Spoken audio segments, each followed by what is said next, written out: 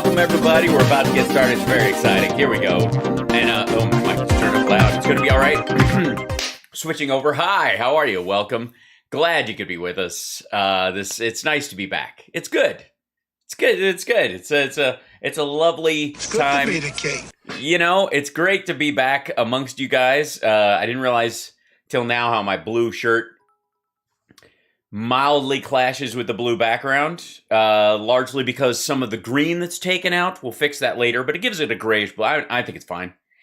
We'll get by. It's just wardrobe. I don't have any. Thanks, Fish Delight. Appreciate that.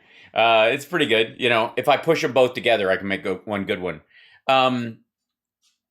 Welcome. Hi, I'm glad I'm back too. It is nice to be here. Don't forget to like and subscribe. If you're joining us for the first time, you don't know what you've been missing.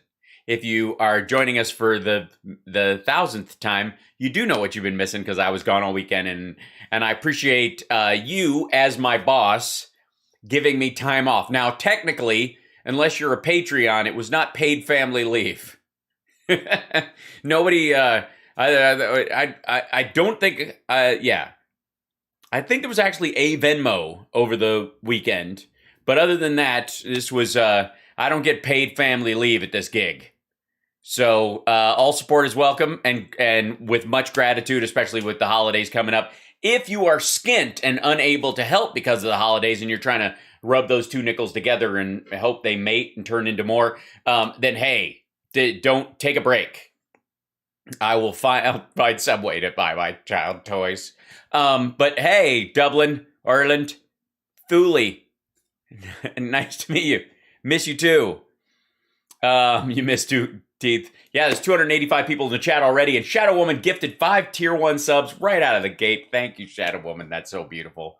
If you're on Twitch and you already subscribe, one of the ways you can help the show is gifting subscriptions to other people, just like Shadow Woman did, which is a beautiful thing. And you can help people, get in the subscription level, and then that way they don't have to watch commercials. And also, if we get bombed by psychotics, we could just switch over to subscriber chat and we don't have to deal with those folks.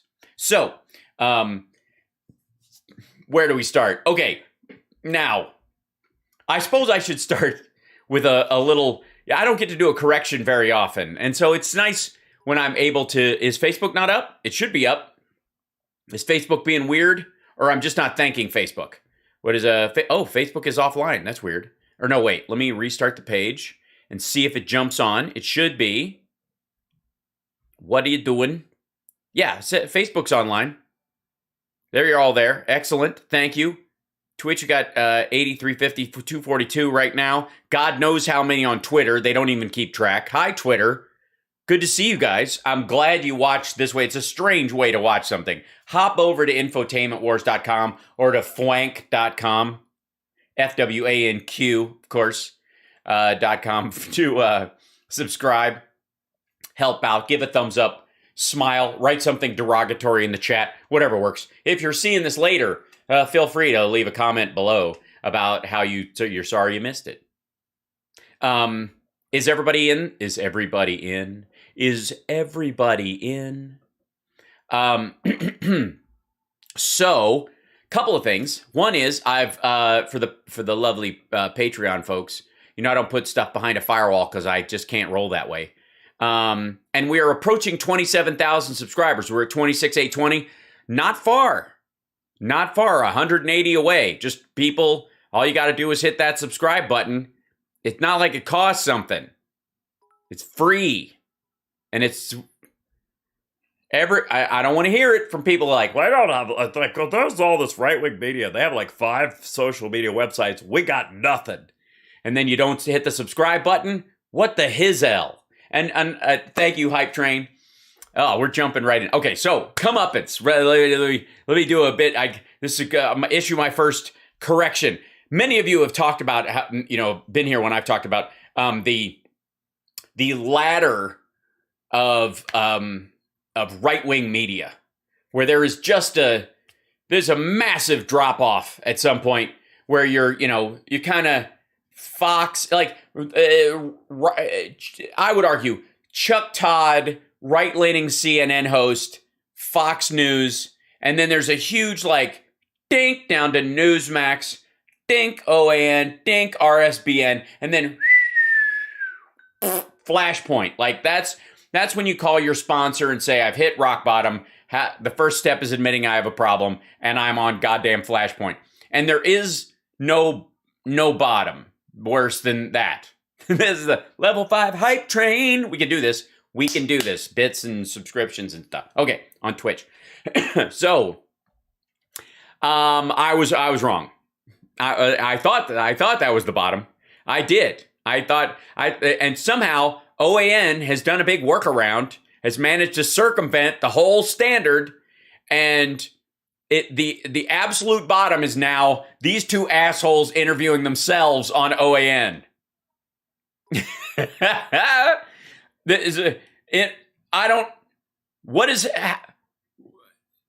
don't have a show. What is happening? These idiots are, oh God, seriously. Did Flashpoint like hang up on them? Honestly, these two people interviewing each other. Look. This is, all right. The idea should be theoretically that as they're touring around and, make America the best again or whatever, make America be best again, that they should be dividing and conquering because they're the heavy hitters of the MAGA movement. So they should be unavailable. There's no way these two should have time to interview each other. They should be, on each end of the country, the entire spectrum of America from El Paso, Texas to Florida or someplace, real America. And look at that. I mean, I have not watched this, God knows. And hat tip to Can't Stop Lying for finding this. Because seriously, and you know how it's going to be hard for me to interrupt. It's going to be hard for me to break in on this one. It's going to be so hard because look at what the complaint is. Look at the title. MTG, conservative Americans are sick of rhinos. Oh, it's a little gop on gop crime. And of course, fantastic camera work. Again, right out of the Trump Lindell interview playbook. Let's just set up a ping pong match of shots and just have these two idiots sit at the corner of a table. And look how much of this frame is just books neither one of them is ever gonna read. Yeah, it takes 44 seconds to get to them. Oh, really? Okay, I'll jump ahead if I have to. But still, oh, shit. I just love that they're, and Rhino, for those of you who don't know, is Republican in name only, and not Republicans in Nazi only. It's an easy, confusing thing to make. Let's find out. Oh, and then there's probably an ad. Nope. Yeah. Oh, stars. Okay. It's under control. I'm not going down for this. You sure no one would be looking in your direction for this? I could use some help from someone of your stature. It's just certain boundaries you don't cross. What if it was to protect yourself? Don't talk to anyone. Call Tariq. It's too late to be scared now. Call Tariq. Tariq Nasheed? Really? They've got a red line to Tariq Nasheed in this? Oh, shut up for a second. I'm making jokes about the to all communities of the earth, it is not a step forward when society has decided to make a gangster movie about your community and claim it's really about family. It's actually a way to shit on you. Ask the Italians. It's not good. Call Tariq. Shut the fuck up. Like this glorification of murderers all the time, but it's really about family. Yeah, exactly. And the Irish. Ask the Irish how that worked out for like 7 decades. No, but it looks cool. We're like cool and it makes us look cool. Jesus Christ. Call Fredo. Yeah. All right. So there. GOP midterms win is likely as Joe Biden's approval ratings continue to decline. In an op-ed released on Friday, Peter. Apparently, the op-ed was not about flossing. I mean, that's something new. Did he have to chew his way out of rubble? Was almost 50 years of experience in politics, predicted, quote, overwhelming. Every political indicator suggests GOP victory. Yeah, I'd listen to him. He seems balanced and healthy and Republican victories in the 2022 midterm elections. These remarks come. By the way, OAN, please go on LinkedIn and find someone with a more condescending sounding voice. Following a Real Clear Politics poll from earlier this week, showing Biden's average approval rating at 41.6%. Additionally, King said if Republicans can unite and focus on core issues. Yeah, that might be a problem considering the video we're about to watch, King. Inflation and crime, they will be successful. One America's Jasmine Hovey has more. Job. People. Wait a minute, Jasmine? And why is it cutting to this? Action. They're tired of words and they're tired of the lies. Congresswoman Marjorie Taylor Greene is calling for strong House GOP leadership as she eyes a Republican victory for the 2022 midterms. By the way, I feel like I've died and gone to a high school news program. Speaking during an interview with Congressman Matt Gaetz, This is where she's wearing the clam dress. Greene said Americans are tired. Speaking with an interview with Congressman Matt Gaetz, they're both Congress people. Why are they interviewing each other? Pro-Trump lawmakers get marginalized in Washington. She suggested constituents in pro-Trump districts want leaders. Oh, it's Lori Loughlin over there on the other side of her. And then this is this dude going, "Hey, ladies, come on now." Wait a minute. Sorry. I know it's a little early, but how do you not? "Hey, ladies! Hey, buddy! Okay, Carl, try to get him to come on over here. Hey, I can whistle, but my teeth are too far apart. Come on. Get him a ride and drive. Shake it little badonka donka conka conk. Hey! Like House Minority Leader Kevin McCarthy. Boo! Boo! Boo! To do a better job at sticking up for who they elect. Yeah. Number one, everyone saw me get stripped of committees as a brand new member of Congress, robbing my district of the ability to have representation work. That's weird because it wasn't your fault at all. It had nothing to do with your behavior or your calling for violence or none of that stuff. Don't let them tell you that or whatever. Calling for violence is the American way. There was a third lyric to the Lee Greenwood song and they took it out. And I'm proud to shoot my fellow Americans. Because when they're dead, I am free. Something like that. Anyways. Committees. There was no action taken. As a matter of fact, our leader did nothing to defend me. Oh, then, hey, I wouldn't even. Where's the air quotes? Matt, whip out little bunny, fuck you, man. Come on now. Nothing to stop it. The Georgia Republicans said this. Oh, dear. You can't, hey. OAN, man, look, I love her, and you guys know that, but you can't switch from a side view to a front view like that without some kind of a trigger warning or something. You know them things when on a video game, when they say it's got flashy lights, you might want to bite down on your wallet if you want to play this game. You got to do that when it's MTG, man. You can't switch. You can't do it. Acceptable, especially when establishment Republicans like Liz Cheney. Oh, she's terrible. Another blonde white lady that should, to get away with anything. Here we have Adam Kinzinger.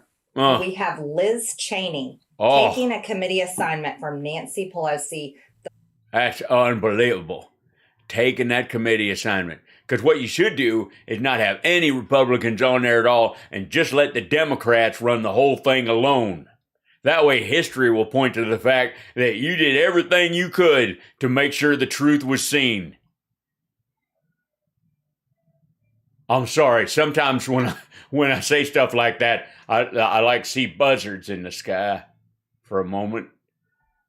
Fake January 6th committee. It's terrible. It's fake. It's not even real. I'm imagining the whole thing. Such a failure of our leadership to hold them off of that. But That's they're right. traitors, and they went over there to Nancy Traitors. Pelosi, and they're going They on went their over We there. Hate Trump mission, and we want to destroy Trump Republicans. She warned Yeah, they can't destroy Trump Republicans. Not when they got guns like that, sister. Holy smoke, you look like you can lift weights for New Zealand. Americans will continue to keep an eye on what's happening in Congress. What we need to do is we need to hold to our... What? Hey, woman, you gonna let him say anything or what? There is a man sitting there. I don't know why you think, shh. conservative values, but we need to actually give Americans something to vote for. Oh, all right, he moved. I thought he dozed off there for a moment. Because I know a lot of Republicans, they're Republican in their heart, they're Republican in their thinking, but they're That's not. right. They don't even vote because all they see is a bunch of politicians. Yeah, and that's a true Republican, where you're Republican in your heart, but you do not participate in American democracy. There's nothing more buzzards. Oh. That never actually do the job. Greens. Nope, they do not. And apparently the job is sewing sleeves on things. Suggested the GOP must decide who is strong enough to lead the Republican Party. I am. Put me in charge. Put me in coach. I'm ready to play.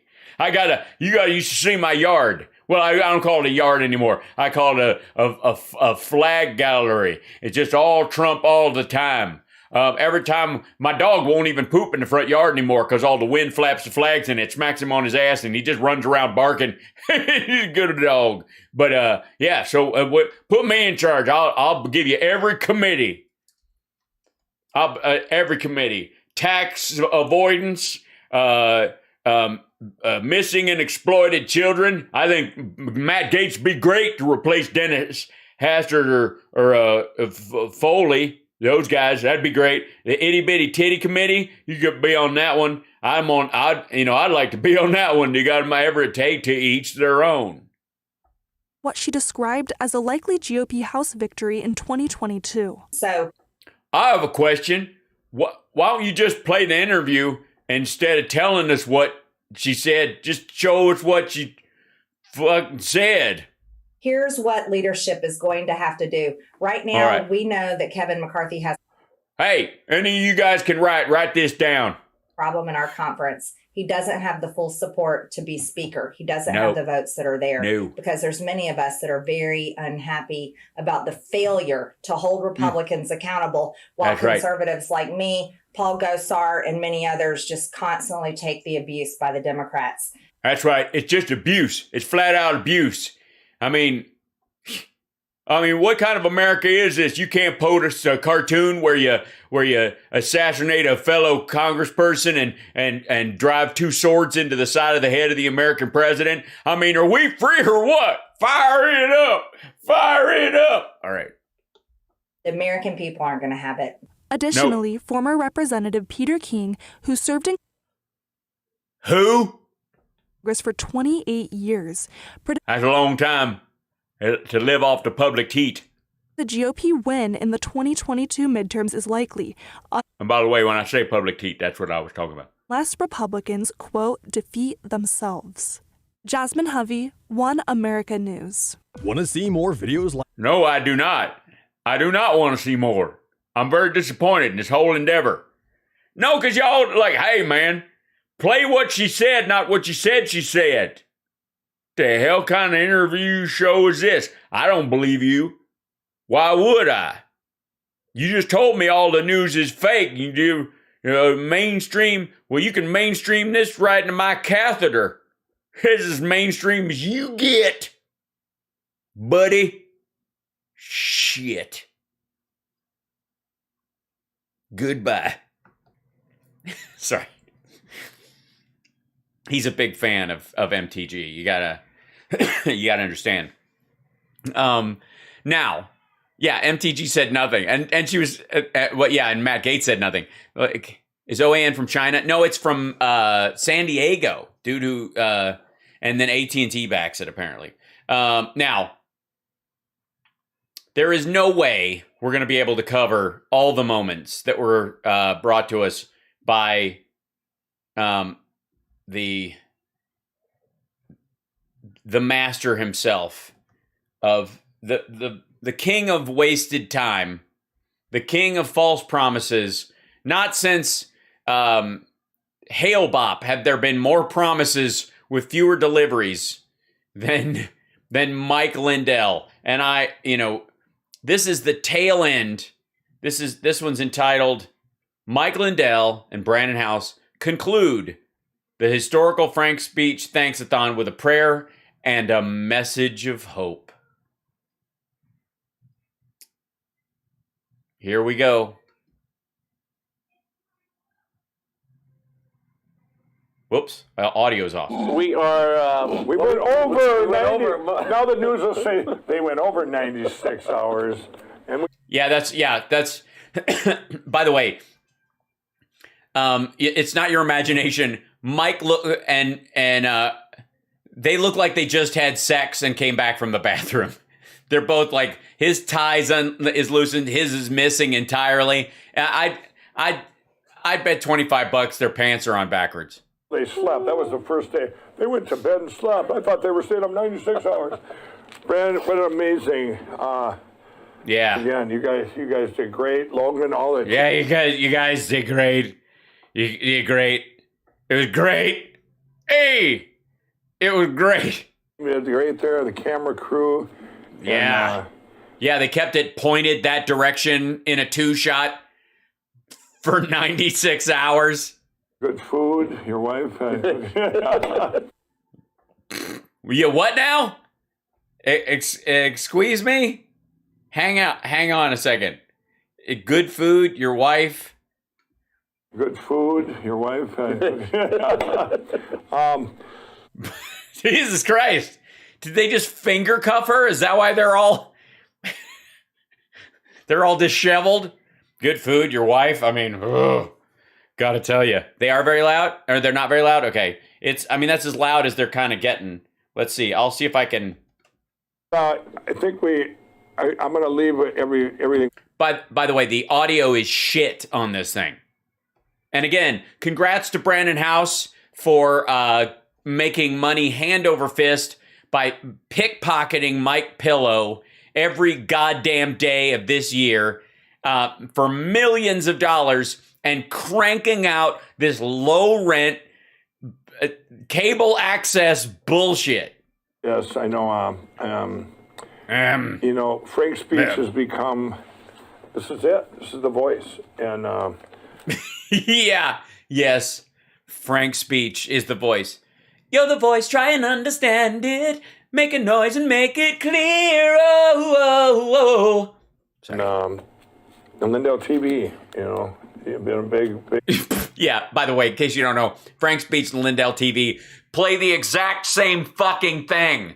So basically, Brandon House has figured out a way to charge Mike Pillow twice. Voice out there. Everyone's going to go, you're going to have a lot more viewers now after this weekend.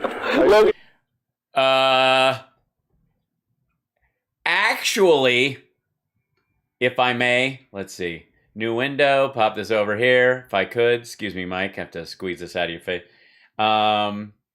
Let's see, Mike, shit. I'll do it over here. Search. Window. Viewers. He had something. Whoops.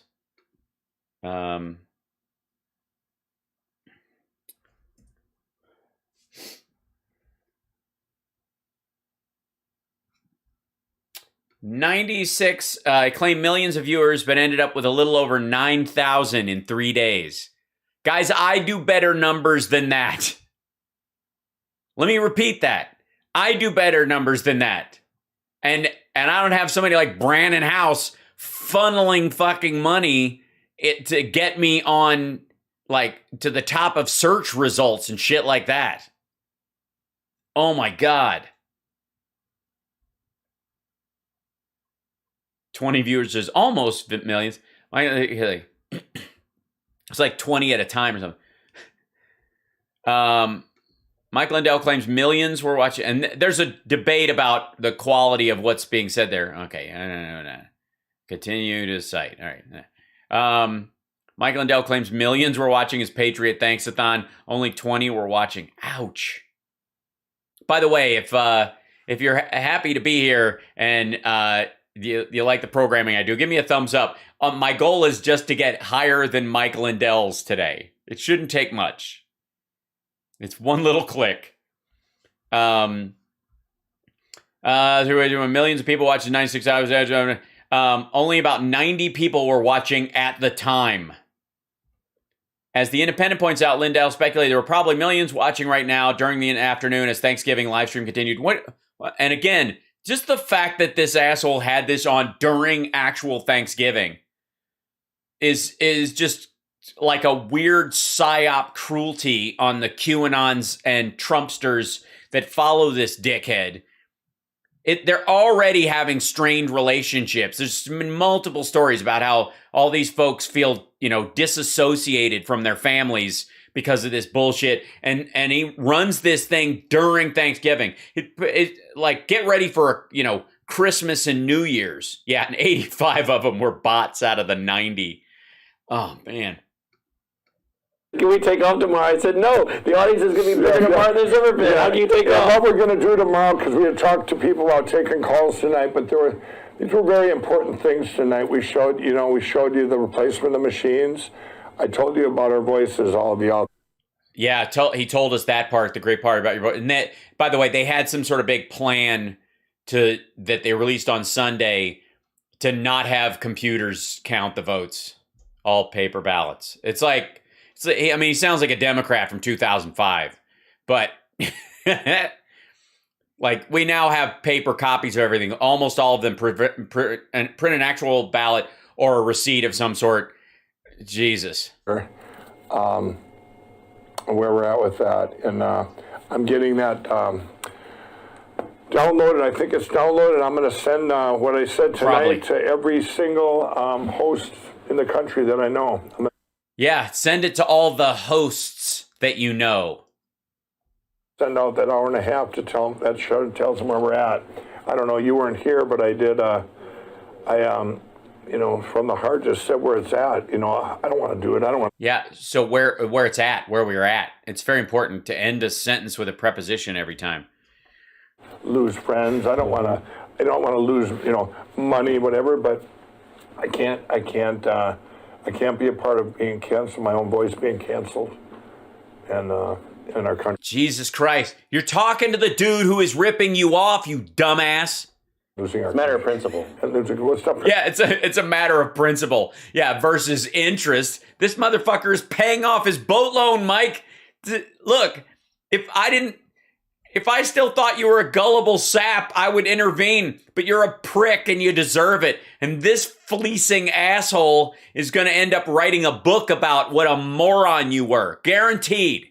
Brandon House is going to write a book in the next 2 years, and he'll call it like America's Last Patriot or some shit, and the cover will make it look like Mike Lindell's a hero. And inside, it will be full of stories about what a dipshit Mike Lindell was. Man, I'm losing our country. Yeah. I don't have a choice. Before I'm waiting, but now it is too important. This story has to be told. And you haven't seen you didn't get a chance to watch because you're probably resting having dinner, but what we went through with Kurt, that document just keeps blowing my mind. Yeah. And the stuff that's... Yeah, it's amazing how if you sniff your own farts long enough... It's the most amazing case or complaint ever, and this is so important. Yeah, but it's the most amazing case or complaint ever. No, I would say that the most amazing complaint ever is the fact that I'm complaining about the shitty quality of this on your behalf. We've got to get tomorrow. And no, morning, he didn't file it.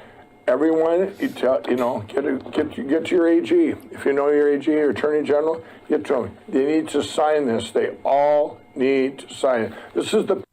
Yeah, it's going to happen, guys. All the AGs in America are going to sign on to this. Count it. And then the Supreme Court is going to, it's going to be 9-0, and there'll be like a turning point, and then Trump will be completely reinstated, using all the votes of all the dead people that he paid to vote for him, that ultimately he's pretending voted for Biden. That's going to happen. Just count on it. And I mean, you don't have to believe me. It's just a fact. It's yeah. False complaint. This is it. And there's a ton more in the exhibits. Yeah. There's more in the exhibits that, I mean. There's a centerfold, I bet.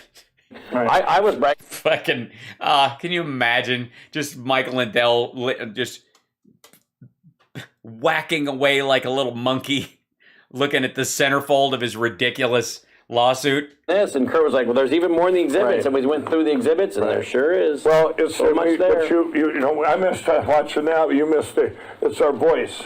If our voices, we have a voice out there. Just think if. Yeah, it's just a voice. In case you're wondering, it's about your voice. Have all of the hosts tomorrow on all the places where they haven't talked say, you know what? There's a Supreme Court complaint that's got all the evidence in there that's non-subjective. That's right. This is non-subjective. No, what would be subjective about an algorithm some asshole made up that changes state to state, that asserts that Chinese computers inserted votes, and yet there are paper ballots that were magically there at the same time, a broken algorithm that also matches the actual vote count, and that and the algorithm changes to the expected level of vote versus the actual turnout in a pandemic versus a regular in-person election. I don't know why any of that would be subjective. State has standing now, and every AG will be signing. No, they don't. Red states can't sue fucking blue states. And I got news for you. Soon as the broadband gets laid out, get ready. Get ready, states with less than 2 million people in them, because what you're going to see is about 1 million Democratic-leaning voters leaving big cities that can run their business off the internet, moving to your district and fucking the vote and turning your state purple. Get used to the idea. That's what it is. I believe in every AG because everyone should. Yeah. If you got an AG... if I only had one say. I have an AG. You guys got your own AG, right? Who doesn't have their own attorney general? Mine's leased up in the backyard or whatever. I tried to house train him. It's just not working. And they weren't going to, but I think, he didn't want to be the only one that's signing. And everyone out there, Brandon, they went around the country with signs. I want everyone out there, just keep emailing. You can go right here on free speech, click the Supreme Court case, email your AG tonight. And tomorrow, though, what I want to do. This is like a withering Jerry Lewis telethon, like 10 years after they cured MS or something, and they have a telethon, and they're like, now we're just doing it out of habit. I'm exhausted. I mean, they cured it years ago. I don't even know why we're still here. Is during my tomorrow. I'm sorry, he keeps waiting for him to catch fire and all of it. I know I'm stopping at every sentence, but the whole this is because it's important. It's going to make it because we'll call it the aftermath of the 96 hours. We'll take a break, and then tomorrow I start at 6, my show at 6 p.m., right after Stu Peters, and then there's your show, and then I'm going to be on Diamond and Silk tomorrow. Oh, look out. Wait a minute. He was on Diamond and Silk today? We got to dip into that right after this. Come on. Mike Lindell and 5 eggs. All at once? I mean, how do you not eat 2 eggs a day when Mike Lindell is around? 5 eggs in a month. Yeah, that's right. 5 eggs. That's right. Sorry. Or that I haven't been on their show. I'm excited. And our show, I think we should. Wait a minute. You've never been on Diamond and Silk's show? You gave him a show. Start with wine and just see where we're at tomorrow. See how many call me and stuff, and see where we're at. See what happens with the voices that are out there. The host. Yeah, because your voice, it's a voice thing. Remember, your voice is the important thing, because the first thing that gives out is the voice. Oh, God. That I talk to, see if they speak out. Well, we'll do that, but then let's take calls tomorrow. What do you think? Absolutely. Because we haven't had a chance to take calls all weekend. Yeah. And I can't imagine. You guys didn't take my call. I'm calling right now. Hey, man, I'm calling right now. Calling Baton Rouge. Calling Baton Rouge. Hey, pick up the phone. Mike Lindell, hold on. I'm gonna call him right now. Oh, shoot. Oh, God, I've knocked everything over. I'm fine. I'm okay. It's all right. I was making a phone call. Hello, Mike Lindell. Where are you? Hello? No, I'm trying to get through to Lindell TV. I'm sorry, Frank's Speech. I get them mixed up all the time. They're the same thing? Oh, I didn't realize that. You should play a recording when people are on hold and let them know that. That'd be good. If you did that, just say, hey, by the way, while you're on hold, thank you very much, praise Jesus and America. Lindell TV and Frank's Speech are the exact same fucking thing. That's what you do. Hey, come on. I just want to pop in there and tell them what a big, huge fan I am of Mike Pillow. And I don't have one. I do not have them. Hello? They hang up every goddamn time. Every time I say I don't have one of them pillows, hey, hang up on me. The shit? Come on. What are you doing that for? That's not right. Sorry.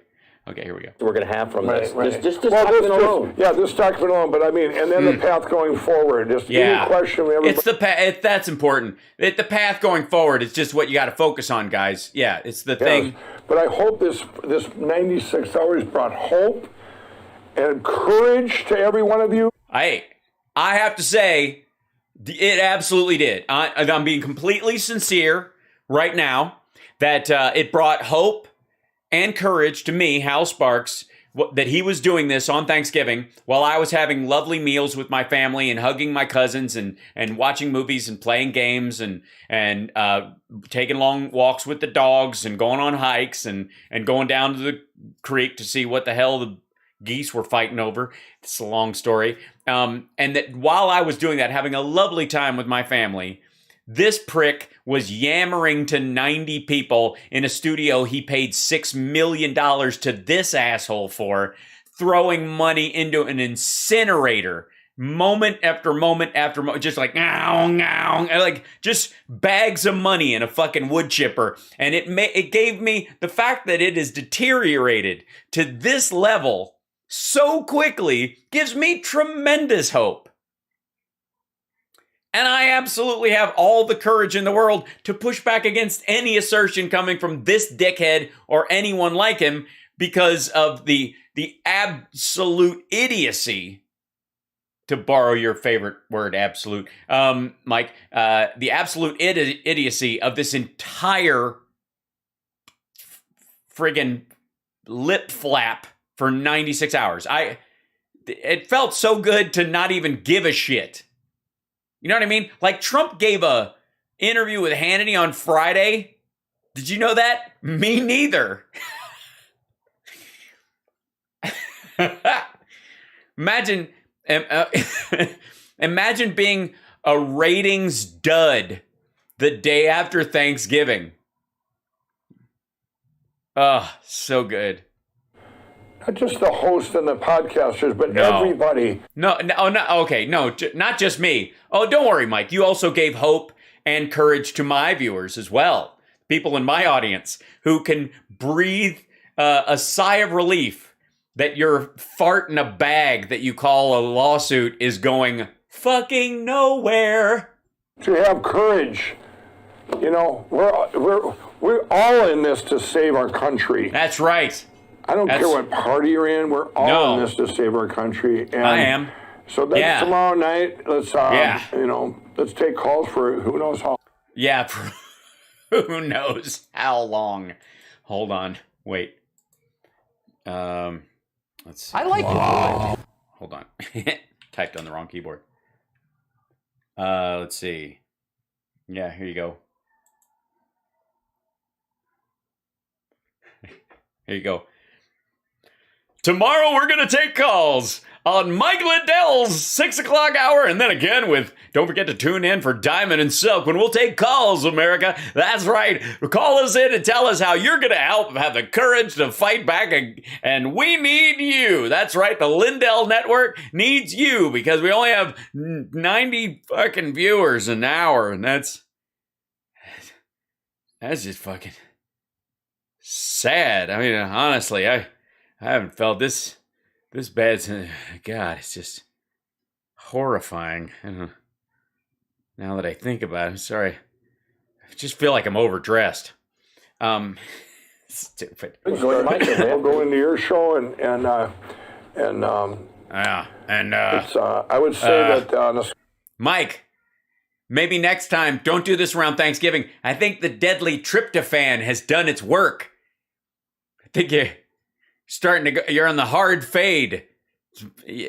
After a meal like that and whatever happened between you and Brandon's wife, you're going to need to lay down on the couch and watch football. 1 to 10, this is a 10 is success in my eyes. I agree. And we can see I think we've got the word out, and now we'll see what it manifests to. I have an idea. I know what it's going to manifest to. Ask me.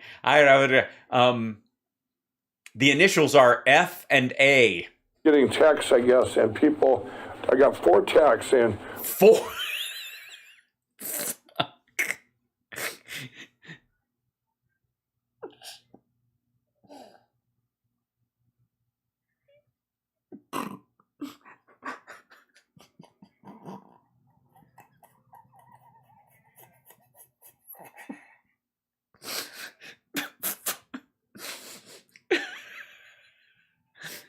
I got 4 texts. Fuck. I just think it's so stupid. I got 4 texts. Look at just the thumb twiddling. 4 texts. Son of a bitch. Dude, I got like 36 texts on Thanksgiving Day alone.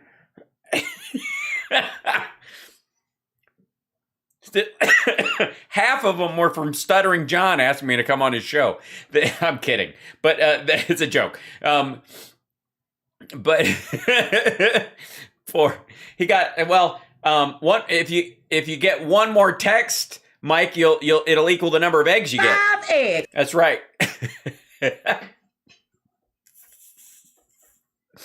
I got 4 texts. What were in the 4 texts, Mike? Love the cause of America. They explained it all, what it's going to do, and the network out. So no group's going to feel alone. And there's lots of stuff I didn't tell you too about. Yeah, why would you over 96 hours? What the fuck? What was that? You got 4 texts and what? I agree. And we can see I think we've got the word out, and now we'll see what it manifests to. I was getting texts, I guess, and people, I got 4 texts, and we love the cause of America. I got 4 texts saying we love the cause of America.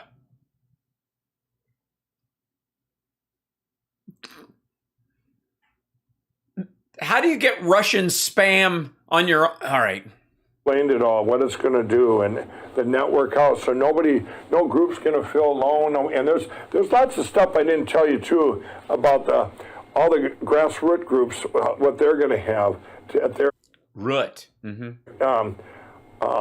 Disposal, what they're going to be able to use and stuff. Yeah. To build their awareness in wherever they're at. Let's say you've got a group in Michigan, and that group, I've got a lot of ideas because you're not getting in the news there. You're not. It just keeps going. Your grassroots gets bigger. Yeah. It almost 100% growth. First it was me and this one dude, and then we found 2 other dudes, We haven't seen him since, but I would consider that 100% growth. I've got a lot of things that we didn't even get to today. Dude, you've been on for 96 fucking hours, allegedly. We're going to do, because once this is set, and it's set now. It's 1,000 people in the chat. Welcome, everybody. Thank you guys for joining me. Look at this, right out of the gate on a Monday, right after the holiday. Thank you so much for being here. Don't forget to like and subscribe. You have a thumbs up, all that stuff. I mean, there's 1,000 people in the chat right now. I mean, come on. There are shows with over 100,000 subscribers on YouTube that do not have that many people in their chat. I'm just saying. This is what organic growth looks like. I love you guys. It just gets bigger and bigger.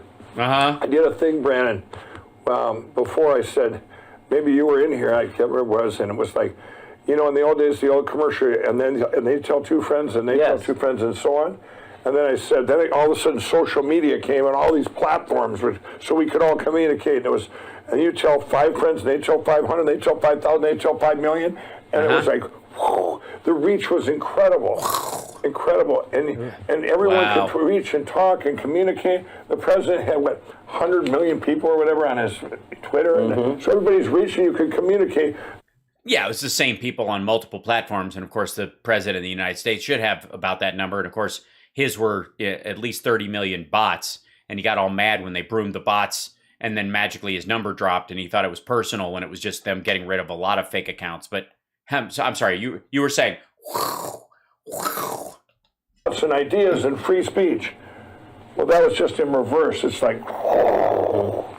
Yeah, that's right. First it was, and now it's. It is very different. Okay. It was like a. We heard you. Country song. You lost all your voice, right? Right. Well, now we got to make that country song on backwards. We're going to get our voice back. We're going to get 5, then 15, then 20, then 500, then 5,000. And yeah!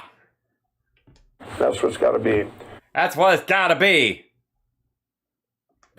'Cause I'm proud to be an American, where at least I know I'm free. And I won't forget the men who fried with bacon next to me. And I'd proudly stand up next to you and defend her still today. But only if I've got free time. Otherwise, because my job's actually getting a lot better. I got a raise. That's kind of fun. And whatever, gas prices are coming back down or whatever. And apparently, I don't know if you've seen Cyber Monday, but the fucking deals are off the chain. So,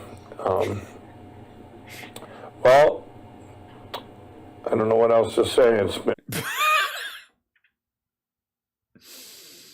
Psst, wrap it up. It's been awesome. It's been historic. I think it's been. Yeah, this has been historic. I feel changed. I just hope that I want to leave everyone with the hope. Everybody, I want to, pray for our country. I want to say a prayer. How about I'll end it in a prayer. All right. Lord, we pray for grace. We pray for your grace. We pray for your mercy, and we pray for your help. We pray that for all the people out there that feel hopeless, that you'll reach their heart right now and reach and tell them they're not alone, that they have you, Lord. And we pray that for forgiveness, that we turned our back on you, that a nation turned its back on you. Oops. We pray that you'll forgive us. We pray for that you open doors that no man can shut. And you guide us on our path. And you touch. We pray that you touch the hearts of the people with voices out there, so they can reach out and ask you and what should they do? What should they do? Reach in and show them, Lord, that to get a part of saving our country. We pray that if they don't know you, that they get to know you, that they surrender their worries and their fears to you. We pray that Lord, that in this time that more people get saved and come to you than ever before in history, that it does become the greatest revival this world has ever seen. And we pray all this in Jesus' name, amen. Amen. God bless. Now, I'm a big fan of prayer. Some of you may know. And far be it for me to interrupt a person's prayer. But so I didn't. But in the middle of that, if you'll notice, he externalized that prayer, that the nation turned its back on God. He allowed his own, that's the interjection of sin would be that moment for the record. That's where pride dumps into this. Was it dead air? Yeah. Okay. So he's basically doing what would be a cut and paste prayer, something he's heard other preachers do, and you kind of prayer by rote, and then you do the sales pitch at the end, which is we hope people are more saved now more than ever. That's when you can tell you've been in an evangelical church all the time, because they can't leave without throwing in the timeshare Jesus sales pitch at the end. But the moment where he was like, it's a nation turned its back on you, and that asking God, this is the fascinating thing in this, whenever people like that end up using religion as their sword and their shield, the biggest problem I have with it is maybe, just maybe, if you had some genuine faith and you weren't completely full of shit, you would recognize that you are seeing the hand of God guiding you. Because every time you venture down this farcical bullshit path, you are stepping on rakes everywhere you go. And just maybe that is the message you've been looking for. It's like Mike Lindell is the perfect character to star in the old joke about, asshole, I sent you 2 boats and a helicopter.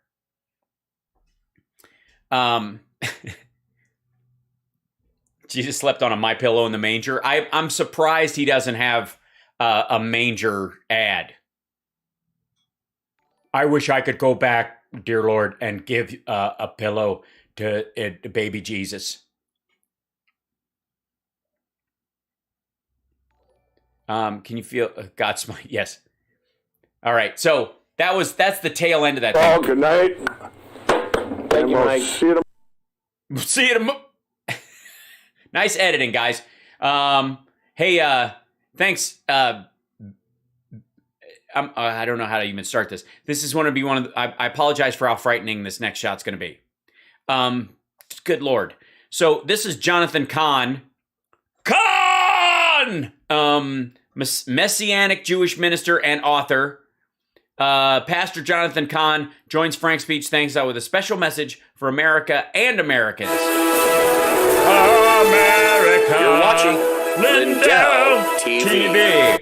We're watching Lindell TV with the weirdest Nazi-esque bastardization of the American flag ever. Are these like, is there a star for every AG he thought he had? This is Jonathan Cahn. Many of you know me from writing The Harbinger, the Book of Mysteries, The Paradigm, The Oracle, and my... No, we really don't. But now we know you as the guy who's talking in a stormy sky over a pillow ad. Book, The Harbinger 2. But this... Wait a minute. How can you have a Harbinger 2? It's going to be a prophetic message. My friend Mike asked me to share one concerning America, even concerning the future. Well, a point of order, Mr. Chairman, if I'm not mistaken, all prophecies have to do with the future.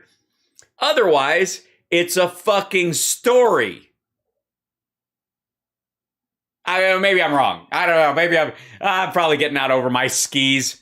So you see this, you're either going to be celebrating Thanksgiving or you've just celebrated it. How about I just celebrated it and I'm still carrying the pumpkin pie. What's the origin of Thanksgiving? Harbinger 2 Electric Boogaloo. It begins, of course, with the Pilgrims. They were called the Separatists. The Church of England had broken away from the Roman Catholic Church, but had maintained many of the older forms. And a movement had risen to separate from it. They call themselves the Separatists. What a novel name. That's so funny. Weird. Those of the Separatists who would... You're right. And the audio is... I'm not fucking with their audio, by the way. Just for the record. This is Lindell TV's own feed, and it's absolute shit. be known as the Pilgrims. They established a congregation in England, but because of persecution, they decided to leave England, go to Holland. They went to Holland, but life wasn't easy there. But the clothes were nice, so they picked up their buckled hats and their weird collar things in Holland. And they were there for about 12 years, and finally they decided to leave the old world to go to the new world, establish a farming village in the north part of the colony of Virginia. Now, at that time, Virginia stretched from Jamestown in the south to the Hudson River, like New York City. They boarded 2 ships. One had to turn back. The other that made it was, of course, called the Mayflower. They arrived in the New World on November 11th, and the winds had forced them north, so they ended up in Cape Cod. Dude, this asshole is just reading from Wikipedia. Get to the prophecy, you prick. 2021, this year, this Thanksgiving, is the 400th anniversary of that celebration. And so it means that American civilization, as we know it, is just about 400 years old. What many people don't know is that Thanksgiving comes from the Bible. First, the giving of thanks. We're told to do that in the Bible. Second, the first sign of gratitude didn't appear in the fucking Bible. I mean, come on. God told the children of Israel to have a celebration of their harvest in the autumn, a feast, and it was called the Feast of Tabernacles in the Bible, and Thanksgiving is modeled after that pattern. No, that's a religious and social holiday that they stole from the pagans as the monotheistic religions moved north. 400 years. In the Bible, 400 years is shown as a turning point. The Hebrews were in Egypt for 400 years, then redemption. In between the Old and New Testaments, 400 years. And so if we take it from when the Pilgrims arrived, which began in 2020. Great. This year, we all have to go back to buckle hats. Actually, it began in 1620. Oh, okay. Well, that threw the whole thing off. 2020 is the beginning of this period of 400 years, which we're still in as we come to this Thanksgiving. Thanksgiving gives one of the first glimpses. No, it isn't. If it's 400 years ago, it's a new 400-year cycle. Into the mystery uniqueness of American civilization. First, unlike most other nations, or all, America was birthed not because of an ethnic group or a territory or land, but because of faith and the Word of God. No, it wasn't. As a matter of fact, the largely deist leaders of the country didn't specifically put in religious plurality, which is a direct violation of the first commandment. It is a primary sin in the eyes of old world Christians and Orthodox religious types of all sorts. And it was not lost on the founding fathers when they made the First Amendment a direct attack on the first commandment. Thou shalt not have any other gods before me. I am a jealous God. The First Amendment protects religious plurality, the right to worship the God of your choice in the manner of your choice. It is a direct refutation. And that alone is amazing, which explains what is so unique or has been so unique about America. In fact, it's hard to think of any other nation in the world that was founded that way, except for one, Israel. America and Israel, which... No. Israel's formed as an ethno-state after World War II, so Jews would have someplace to go. And there's a large argument that the creation of Israel was an act of international anti-Semitism, where a lot of countries were like, well, we don't think it's good that Jews were killed, but we don't want them to come here. It'd be nice if they could go over there someplace. So the next unique fact, America from its foundation was connected to Israel.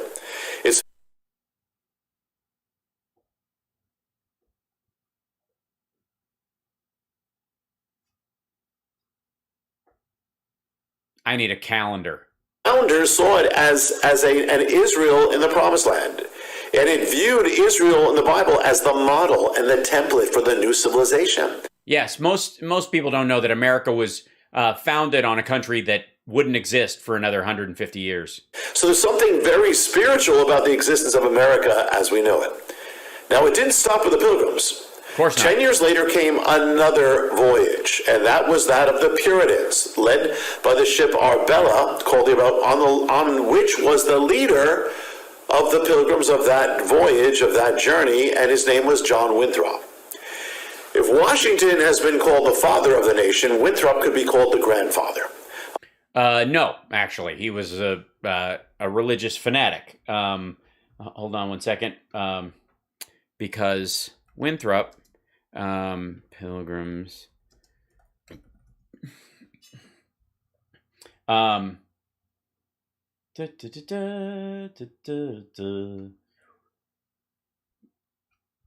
the way, nice collar. English Puritan lawyer and one of the leading figures in the Massachusetts Bay Colony, second major settlement in New England, founded by the Plymouth Colony, led the first large wave of colonists from England in 1630, served as governor for 12 of the colonies for the first 20 years. His writings, such as a vision of the colony as a Puritan city upon a hill, which in some ways was reiterated by Reagan. Don't think they've dropped this stuff. Winthrop was born into a wealthy landowning merchant family. He trained in the law and became the lord of the manor of Grutton in Suffolk. He was not involved in the founding of the Massachusetts Bay Colony in 1628, but he became involved in 1629 when anti-Puritan King Charles I began cracking down on nonconformist religious thought. 1629, he was elected Massachusetts Bay Colony, blah, blah, blah. He lived between 1629 and his death in 1649. He served 18 annual terms as governor and lieutenant governor, was forced to come up with moderation. Clashing with the more conservative Thomas Dudley and the more liberal Roger Williams. Winthrop was a respected political figure. His attitude towards the government seems authoritarian in modern sensibilities. Well, that's because he was a religious fanatic, and religious orthodoxy is at odds with democracy, always will be. And therefore, the idea that he's somehow the grandfather of what America became is fucking dumb. Aboard the Arbella, Winthrop wrote a message to the settlers, a kind of sermon. It turned out to be a prophetic message, a message to America from its foundation. Yeah, except it wasn't going to be America. It was just going to be an extension of, it was a religious colony. Called a model of Christian charity. It was a call, it was a vision of the new civilization that would become America. He saw America as clearly linked to Israel. He spoke in those terms. In fact, he quoted Deuteronomy. That's not linked to Israel. That's linked to the Israelites. That's not the same fucking thing. It's the Old Testament. The words that they're just preaching from the Old Testament. Gave to Israel as they were about to enter the land. Now, he was a kind of American Moses. Oh, get on with it. What's your... Dead, and the vision of this nation from this says this: if our hearts shall turn away, so that we will not obey, but shall be seduced and worship and serve other gods, our pleasures and our profits, and serve them, then he spoke of the judgments that would come. Yeah, because he was a monotheistic preacher. And that is why this statement was not the root of the United States of America or the Constitution or the Bill of Rights, because it was antithetical to the very fucking point. That the path to true faith or true religious belief, the founding fathers believed, was through the ability to worship or not worship as you chose. Because then you could find it not because you were being forced to do it by the state or by the Pope, but because of yourself. This is not a prophecy. It's just so what did he say there? If our hearts shall turn away. If we don't stay a Christian nation, we're going to have trouble. Unlike all the other countries that will not. How pray for your spiritual eyes to open. To what? That's the warning from Israel's fall. And in Deuteronomy 20. God is a human construct. No. God, the vision, people's vision of God is a human construct. And of course, this believes in, the realm, falls in the realm of whether you're of faith or not. But as Albert Pike said, everyone is welcome to their own unique mistake. If you turn from God, then these are the judgments that come upon you. Your blessings will be removed and replaced with judgments or curses. Yeah, it's a great way to keep people coming to your church and giving you money. Winthrop said, if our heart shall turn away. Well, Israel did. The heart of Israel did turn away. But so then it goes on, so that we will not obey. So first is the turning away of the heart. And then... Oh, shut the fuck up. Like, this is just getting... Where's your prophecy? Like, the whole idea, if you stop being a Christian nation... Oh, I thought he was going to have Mike come in and do something. He's prophesying. He doesn't realize it. The words are prophetic. It was recorded. Oh, asshole. You wanted a prophecy from you. I don't need this. I wanted to see him give a prophecy about something. Oh, God. There's a... Bill Federer on the real story of Thanksgiving. I don't even know. Let's see. Did they open this up? Turning on. There's that interview that we did. Supreme Court complaint. This is their own ads. How to contact your attorney general. Jesus Christ. So aggravating. Okay. Now,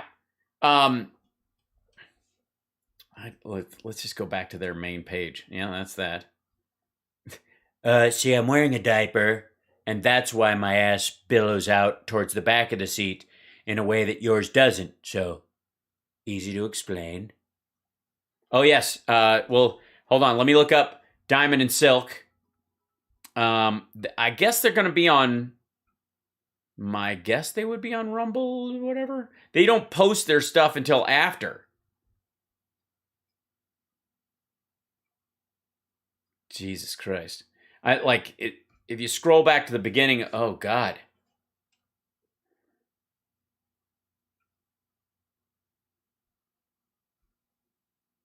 There's so many, he posted all this shit as we've been going on, and it's all still up in the order of it. So it's like counting the rings on a tree if you go to the site, because it starts with the absolute proof, and then the trailer, which is a half hour of it, and then him on Eric Metaxas, and then scientific proof, and then absolute interference, and then him at the Health and Freedom Conference trying to get everybody not to get vaccinated, not wear masks, and then absolute interference again, and then his speech in Texas, and then this Bleezy kid or whatever,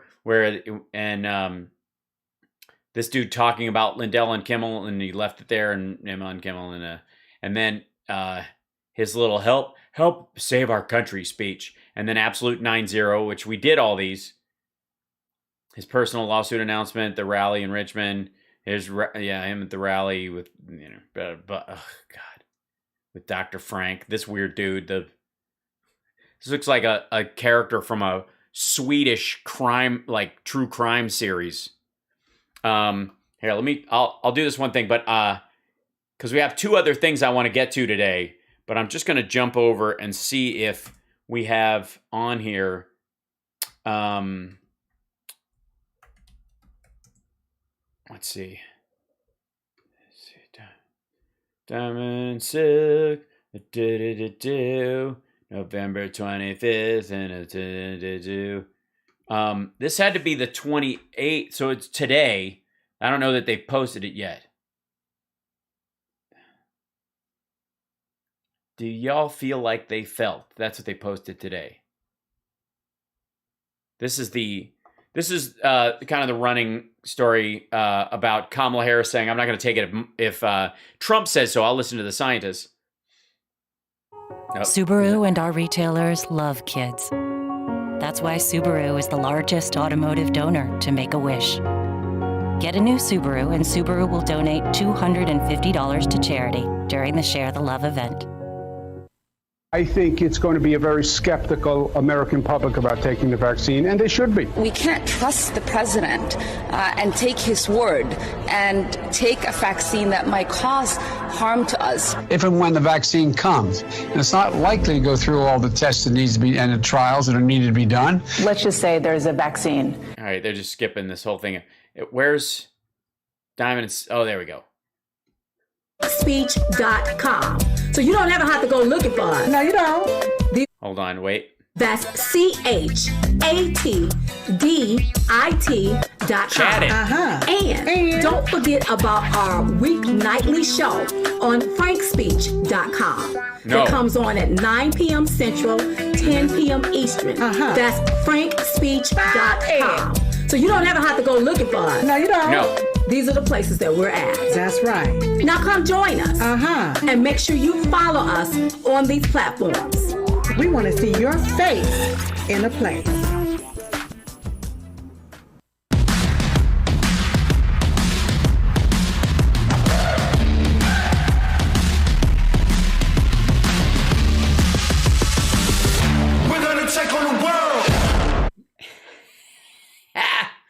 They bought a background from one of the gaming sites.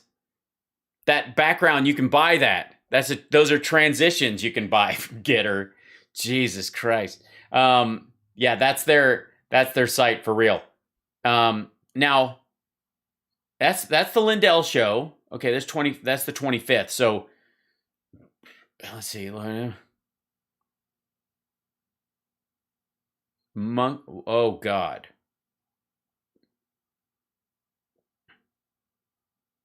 Diamond Silk talked to Cassandra of Cat's Remedies about their fur babies. That's an ad. Diamond like skin black man. This concerns me. I'm not even going to click on stuff. Diamond Silk chit chat on Travis Scott's Astroworld. I don't care. Okay, so they probably won't be on till tomorrow. Okay, so let's go to Glenn Beck selling his book. This one's called New Church Hints at One World Government. New Church hints a one world government is being formed now. Now, and this is, by the way, related to his whole like panic about the Great Reset. But now rebuild plans for the damaged Notre Dame Cathedral hint at a formation of a global church too, and Glenn predicts it will bring darkness. He details the church's woke themes while wearing a picnic table cover. Over the holidays when I heard that Joe Biden was opening up the strategic oil reserve to bring down gas prices. Yeah, Joe, that's not what the strategic oil reserve is for. And when are you going to replenish that? Because just so you know, strategic oil reserve use past. Whoops.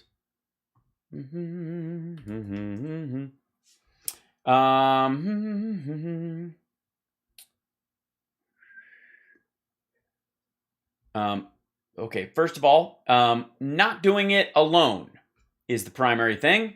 This is the one thing that that Fox and everybody refuses to point out.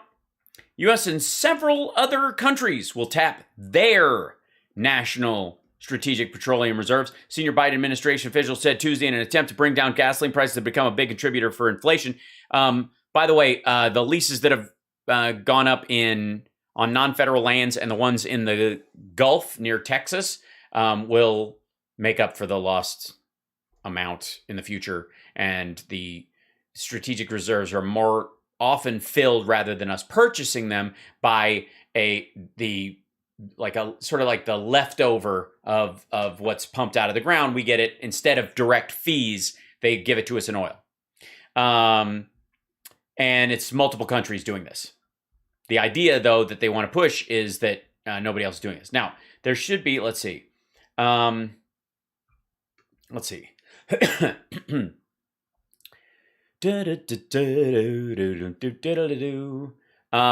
Existing proposed background. Drawdowns. Yeah, here you go. Boink. They tested a sale in 1.1 billion Desert Storm sale when we went to war. 21 million barrels to make up for the fact that there wouldn't be there. Why would you do that? We didn't use that oil over for Desert Storm. Oh, we knew that there wouldn't be oil in the market because of the war, so we added some to our own. Okay, 4 million barrels in August 1990 test sale, 17 million barrels in January 1990. Presidentially ordered drawdown. What happened in January 1991? Same shit. 28 million barrels for non-emergency sales for deficit reduction. Boink. There we go. So we do use it for financial reasons. Just saying. To make sure that the economy doesn't tilt. That's one of the reasons we do that. So 2.8 million barrels to supply the Northeast Home Heating Oil Reserve. 30 million barrels in response to concern over how distillate levels in the northeastern U.S. There was not enough.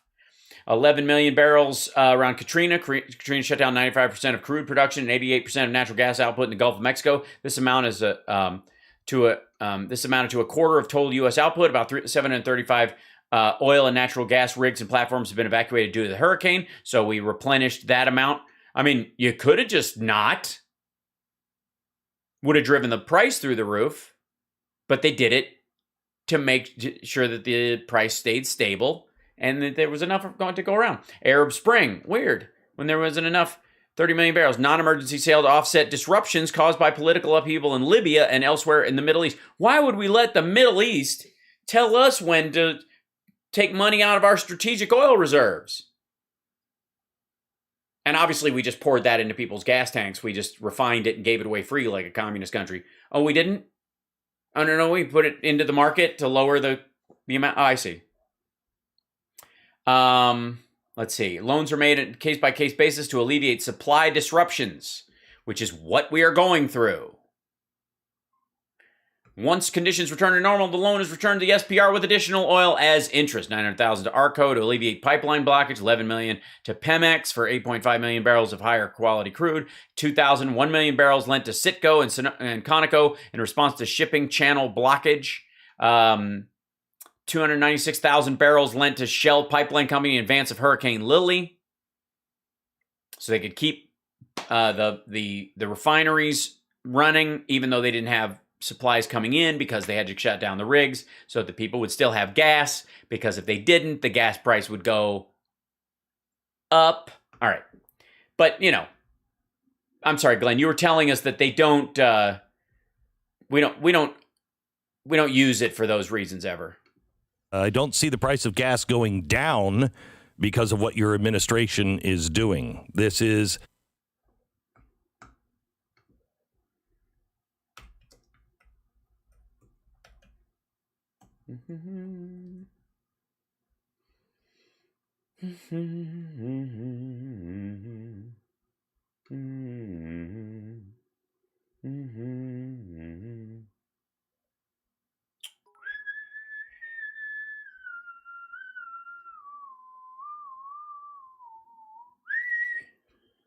A month ago, $3.40, 01.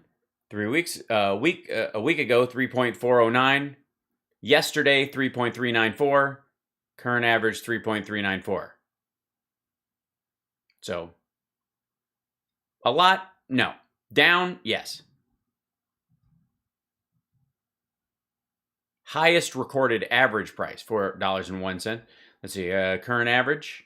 What's this one? Regular, medium print, okay.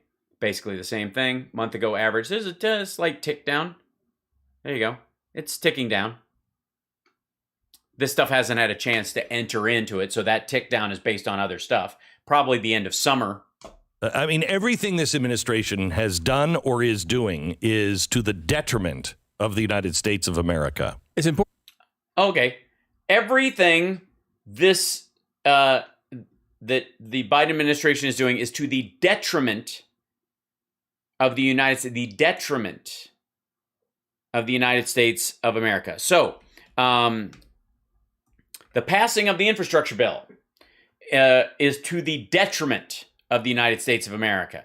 The lowering of the unemployment rate is to the detriment of America, because you have to understand, Glenn Beck believes that you can't make an omelet without breaking some eggs, and the omelet where you just toss some eggs out for fun tastes so much better. Note, too, that when prices went down by 14 cents for your July 4th picnic, they did say that was the result of Joe Biden's economic plan working. Mm-hmm. That was their summary of the 14-cent savings you supposedly had on July 4th. Yeah.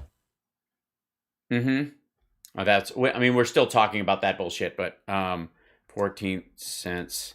The way they aggregated that was a Fox News thing, I think. Hold on, 14 cents, July 4th.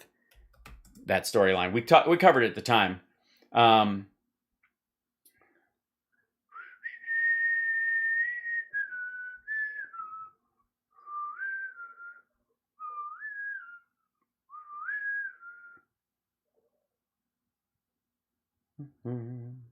This is the White House. Where is it? Newsweek. This is what they're talking about. 14 cents, 16 cents. Most cookouts are 16 cents cheaper this year, and the internet isn't impressed.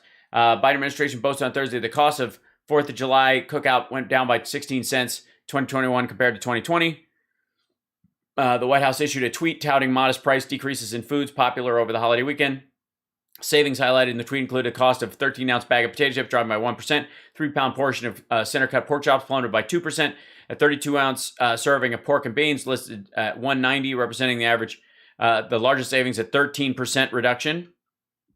Planning to cook out this year, the tweet has catch up on the news. According to the Farm Bureau, the cost of 4th of July barbecue was down last year, and the fact you mustard hot dog, you buy, yeah, it's just a cute thing or whatever.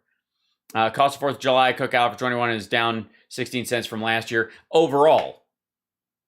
Now, if it had stayed the same or gone up, I'm sure they would have gone, hey, you can't really do anything about that, right? A similar press release was largely unimpressed, 16 cents. Gravity Payments CEO Dan Price said home prices are going up 20% annually right now. The median home goes up 16 cents every 1.3 seconds. Yeah, but people aren't buying... There are not as many people buying houses are buying franken-fucking beans, you twerp. This is amazing. Just bought a house with all the 16 cents. I say, yeah, this is the whole thing. Comedian writer Mohanad El-Sheikhi tweeted, just bought a house with all... This was back when lumber was expensive. So that was the story on that whole thing. This is amazing. So that's, there's a bunch of right-wingers that just kind of dove on this. The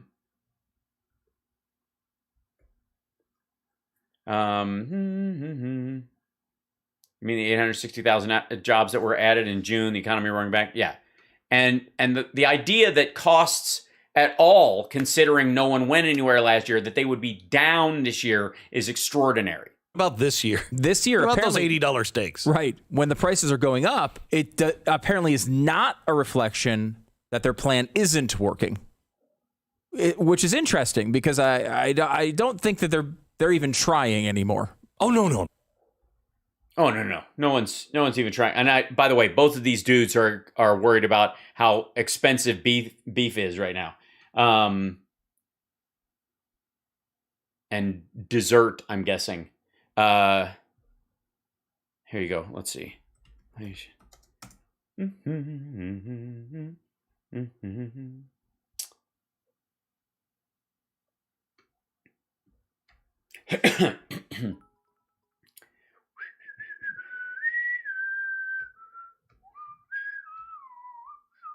you go. IMF, International Monetary Fund. Kind of important. Hold on, go away. Kind of international being the kind of big word here in this concern. They don't want to measuring inflation. Okay, this is just their paper on it. Powell to tell Senate Omicron variant poses downside risk to the economy, complicates inflation picture. Fed Chair Powell believes the Omicron variant of COVID-19 and a recent rise in coronavirus cases pose a threat to the U.S. economy. Worries over the new variant could reduce people's willingness to work in person, which would slow progress in the labor market and intensify supply chain disruptions, he said in prepared remarks. Treasury Secretary Janet Yellen will join Powell on Tuesday in testifying before the Senate Banking Committee.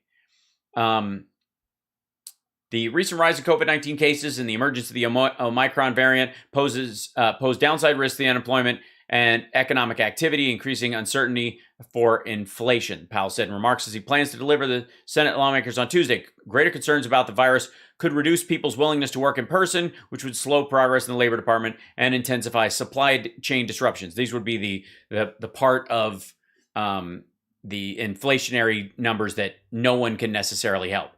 But I would like to hear, I know Glenn and Stu are going to be telling us what their solution is and how they both believe that actually inflation is, I guess, there was none under Trump. They're not trying. They don't care. They say the gibberish you just spat out from the computer doing a summary of my book, which they couldn't do because the book's not out. That gibberish, it sounds honestly like the stuff that comes out of Washington or, our universities. It could be a gender study.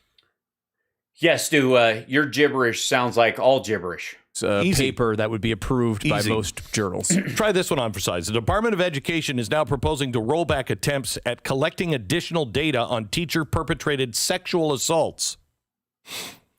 Data collection under last week's proposal would continue to include the number of documented incidents at a given school, but would retire the Trump-era reporting on rape or attempted rape or sexual assault allegations that were followed by a resignation or retirement prior to final discipline or termination. So in other words, you have all these allegations coming out.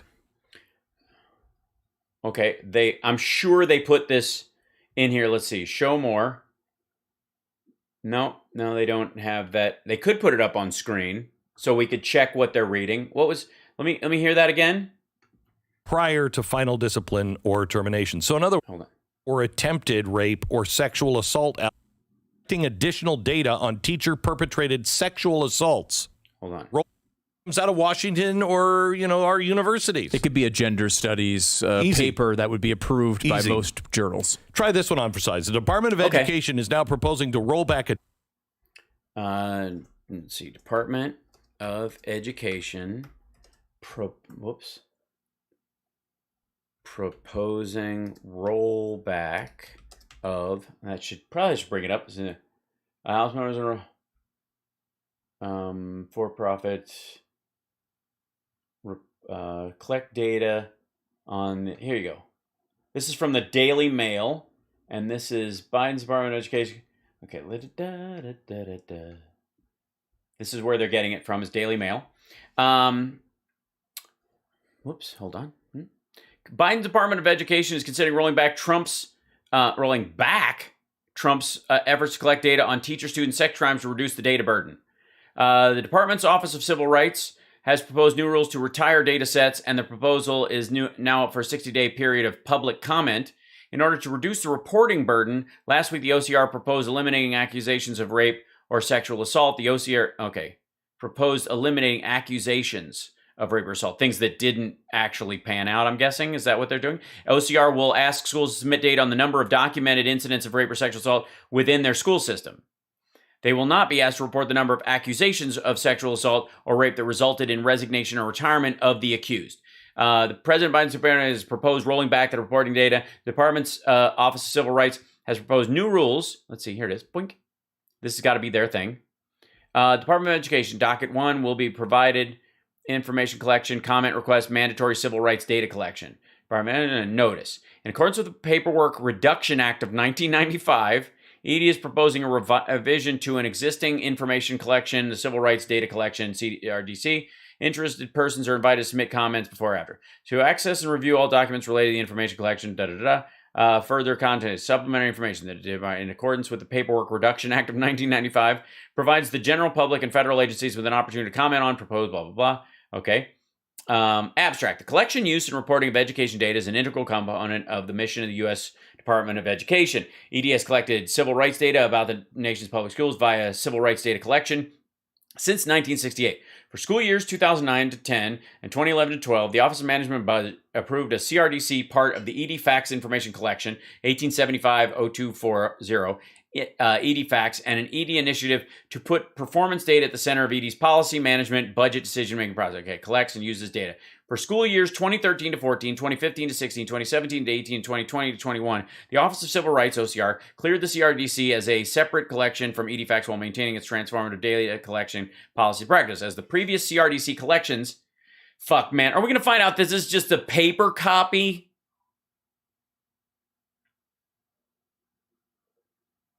Hold on. Let's, billing code, unofficial copy, Paperwork Reduction Act, mandatory civil rights data collection, justification. The civil rights data collection is longstanding aspects of the federalized civil legislation. The ED collect civil rights from the nation's public school. We've seen this before over the years. OCR data collection, they always put that at the top of it. One, explain, let's see. As in previous years, after receiving stakeholder feedback, OCR is proposing some changes to the 2021-2022 CRDC, including restoration of data elements previously retired that will allow ED to identify and address any inequities in students' access to educational opportunities. OCR also proposes the addition of new optional and required data elements, as well as revision to data elements to improve accuracy of data submitted by schools and school districts. The proposed additions are reflective of new data elements that OCR considers to be of pressing concern. Explain the circumstances. Okay, this is all there. How they do it. Requires state educational agencies and local educational agencies to receive Title I funds under the ESEA to include in their state and local report cards certain CRDC data. This obligation became effective on December 31st, 2017. Officially collected by the CRDC. Includes the following: in-school suspensions, out-of-school suspensions, expulsions, school-related arrests, referrals to law enforcement, chronic absenteeism, both excused and unexcused absences, instances of violence, including harassing and bullying. Okay, that's the student-related part. Restoration of key data elements. Early childhood indicated, credit recovery programs. Teachers, number of FTE with specific experience. Number of FTE teachers absent more than 10 days. Number of teachers employed during the previous and current school years. Restoration of key data elements. Preschool. Revised data elements. This should stand out. We should be able to find this. Restraint and seclusion definition. New data elements. OCR. OCR pros add data elements to collect the number of students graded and participate in interscholastic sports. Non-binary option in school sport data collection. Number of students who were restrained by grade level, like who were held back. Number of students who had preschool enrollment, preschool discipline, courses and classes, harassment and bullying. Whether LEA law enforcement activity was a written policy or policies prohibiting harassment or bullying of students based on sexual orientation, gender, or religion. Okay, blah, blah, blah. Teachers, number of teachers certified in certain areas. Retired data, retired. Okay. To reduce the reporting burden on schools and districts, OCR proposes retiring data elements on certain offenses, interscholastic scholastic athletics, and courses or classes for the reasons of offenses, sexual harassment, and school shootings. OCR proposes retiring data elements related to incidents of sexual harassment by school staff members, disaggregated by determination of responsibility and employment consequences for accused staff members, resignation, reassignment, etc. However, OCR will continue to collect the data on the number of documented incidents of offenses that occur at the school, including the number of documented incidents of sexual assault committed by students and staff. Additionally, OCR proposes to retire data elements to collect information on whether there were any incidents at the school that involved shootings and homicides. However, as described above, OCR proposes to revise the data element that collects information on the number of certain offenses by including the number of incidents of school shootings and homicides. Doing so will allow OCR to collect more detailed information about these offenses at our nation's schools. In summary, OCR proposes to retire the following data elements: whether any of the school students, faculty, or staff died as a result of homicide committed at the school, because the police will already have it. Whether there has been at least one incident at the school that involved a shooting, that will be well documented because it will show up in a different category. You don't need two copies of the same fucking thing. Number of allegations made against school staff member of rape, attempted rape, or sexual assault that occurred at the school, which were followed by resignation or retirement prior to final discipline or termination. See attachment A2, page 70. Data group 1026. Okay, let's see that. Attachment A2. Hold on, Glenn. We're going to check attachment A2. Attachment A2. Let's see. Attachment. I don't know if this is...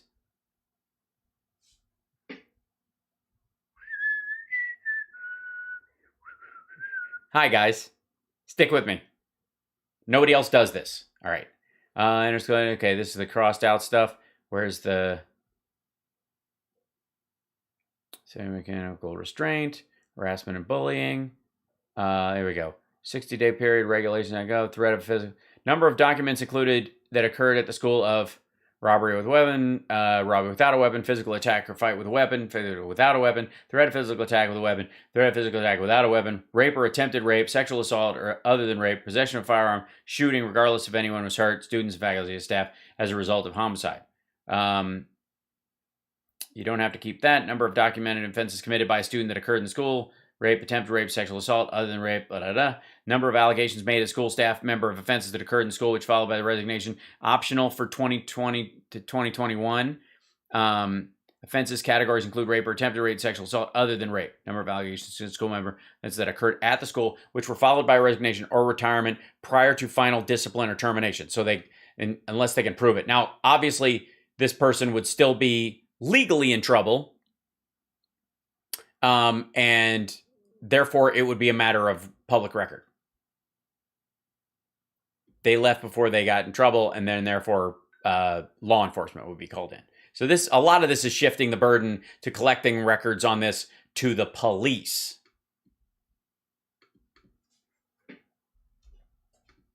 At collecting additional data on teacher-perpetrated sexual assaults. Data collection under last week's proposal would continue to include the number of documented incidents at a given school, but would retire the Trump-era reporting on rape or attempted rape or sexual assault allegations that were followed by a resignation or retirement prior to final discipline or termination. So in other words, you have all these allegations coming out before the school can do something. He's like, I'm retiring. And they want that. And then it's not about the school anymore. It's a legal matter. Wiped clean then. The things that they are doing now, they say they're only doing to collect data. We're going to continue to collect data of documented incidents of offenses committed by school staff, including rape and attempted rape and sexual assault. Mm-hmm. Notice they use the word committed. These are the data that we've collected since 2015 and 2016. We just proposed retiring data on the number of allegations made against school staff to reduce the burden on data and duplication of data. Yes, duplication of data. There you have it. And right at the tail end, Glenn squeezes it out. Because a lot of these people resign or move out in an attempt when they fight it in court, that if they feel like they can beat it in court, they end up keeping their retirement package. Whereas if they're fired, they might, there might be some, I don't know how the NEA and the teachers union deal with these kind of things, but there might be a clause in there that if you don't acquiesce and resign and you try to fight it internally and then you're found guilty, you lose all your retirement benefits, shit like that. Oh, okay. All right. All right. Duplicate, fucko. Duplicate. They're going to do this. They are going to retire these things. Whether any of the school's students, faculty, or staff died as a result of a homicide committed at the school. Yes, because that has nothing to do with school records. That's a matter of law. We don't need that anymore.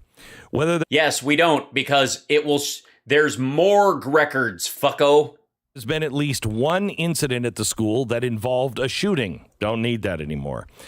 Right, because law enforcement will be called.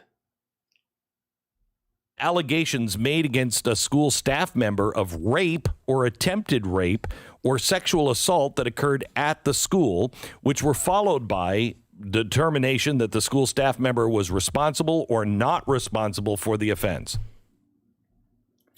Sorry? That was followed by what, Glenn? Run that by me again. School staff member was responsible or not responsible for the offense. Right. So court.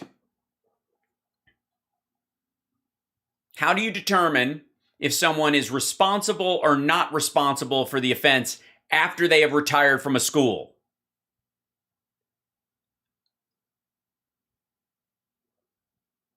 Usually, we use a jury trial.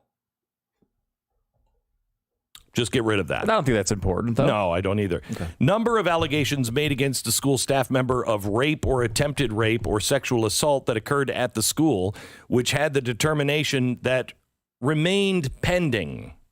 Number of allegations made against... Right, because it becomes a matter of law. School staff member of rape or... The school doesn't have to keep records of it because that person no longer works there and everybody in the community is going to know that this fucker went to jail.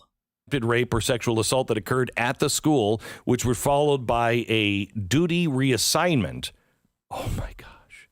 Prior to the final discipline. That's what the Catholic Church was doing. They got an allegation of a priest, and they reassigned him. Right. That's what our Department of Education, they are. Well, no, that's not what they're doing. They're putting this forward because they didn't actually catch anybody, or it didn't change the material safety of the children to have these duplicate records anywhere. So they're going back to the original reason. They're just keeping triplicate of shit. But again, like the moving somebody around without discipline, if they've been accused of something without a record of it, would be problematic. The problem is within the school, they would have a record of them doing it. They just wouldn't have to report it to the federal government. Predators. But they're asking people for their input on this, on what's important to them. Education system. It hasn't happened yet. There's a 60-day review period. Is becoming and it's going back to the rules before Trump put this in, which didn't affect any of the outcomes in schools. A predator of your children. By the way, Black Lives Matter has launched a Christmas campaign against white supremacist capitalism, which I think we all engage in all the time. That's the only way. I'm dreaming of a white Christmas. Hello. A Salvation Army has now gone woke. They need...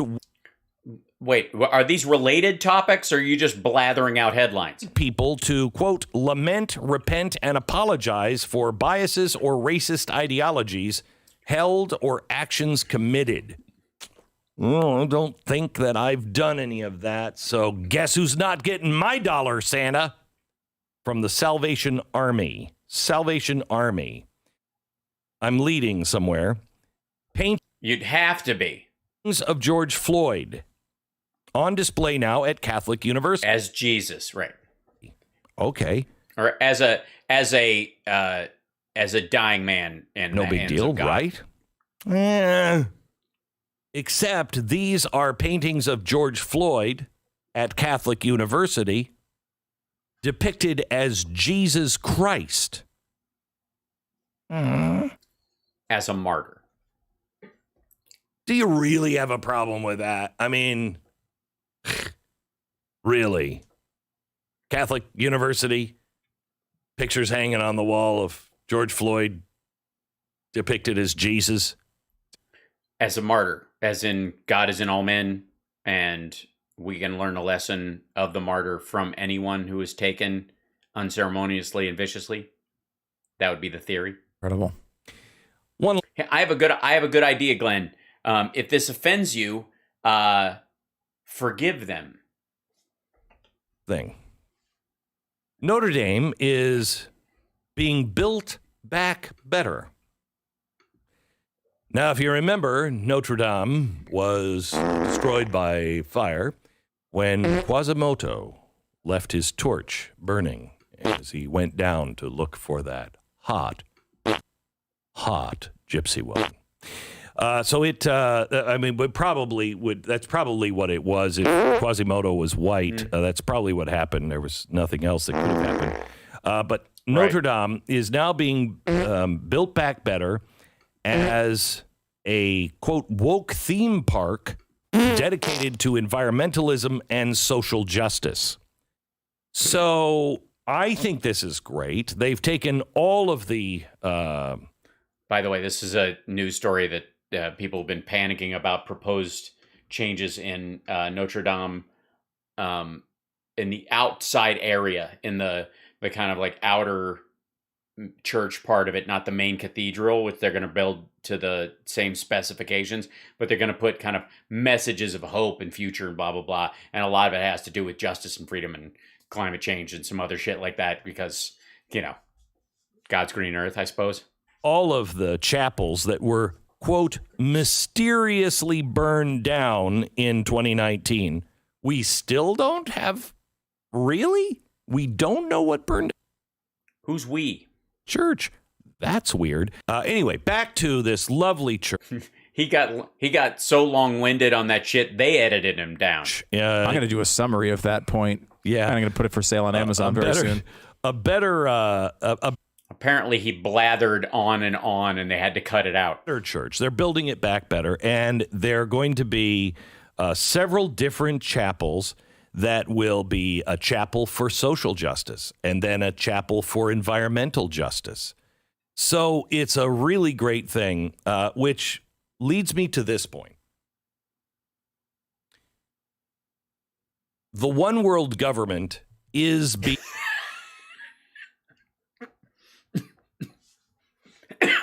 Sorry. That's awesome. That turn, I did not see that one coming. The one world government, please say Super Jew. Formed right now. The one world government is being formed right now because some of the chapels will be talking about social justice, meaning racial justice. One world government. It is being formed. It's called the Great... Wait, hold on. It's called the what? This the Great Reset shit again? One world government. It is being formed. It's called the Great Reset.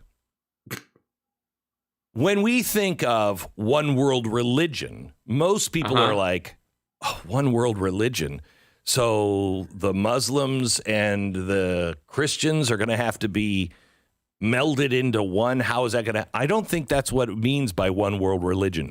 I think we're seeing the first church now being dedicated to the new global religion. And it is social justice, environmental justice. It's all this gobbledygook that we all know is not just wrong, it is dangerous. Hi, fucko. You can't. I thought you were saying all this shit was Marxist last week. Marx was an atheist. Stalin was an atheist. Mao was an atheist. These are atheist. Marxism, communism, they're all atheistic structures. You're going to build a church of atheism? What the fuck are you talking about? That's the first church. The Cathedral of Notre Dame in France is the first church, the global church. Mark my words. Okay.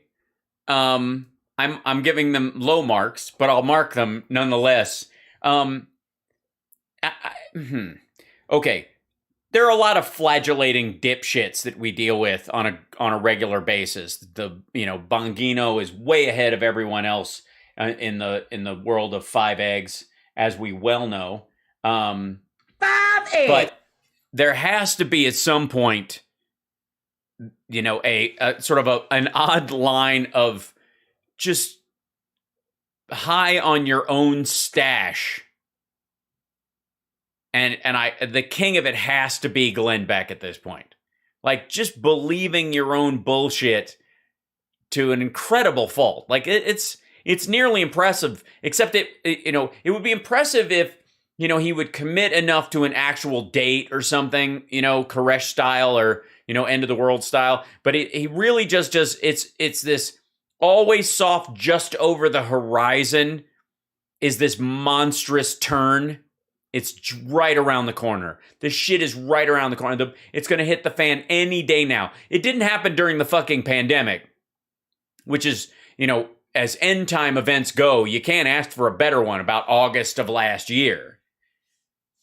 But the concept that this asshole is just going to always have, like, you mark my words, this just started, and I'm going to run. Basically, he's planting a first down flag in the ground right now and saying, I'm going to go this 10 yards and then this 10 yards based on this idea, just by making up the fact that Notre Dame is now the UN one world government Great Reset Church of Woke, that he'll just be able to run on this shit forever, that this is going to be run out of there like some giant, like fuck, he and Russell Brand must just, like, the conspiracy 69 these two assholes do all the time is unprecedented in modern times. Christians, Jews, Muslims who don't think that you should translate that exactly as written.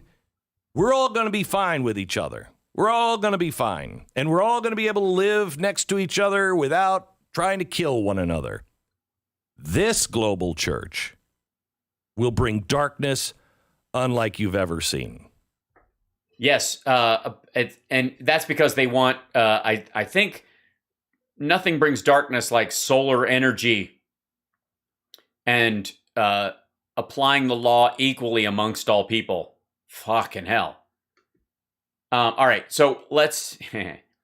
Before we run out of time, this is fairly long, but this is sort of indicative of how lost the Tucker Carlsons of the world are right now.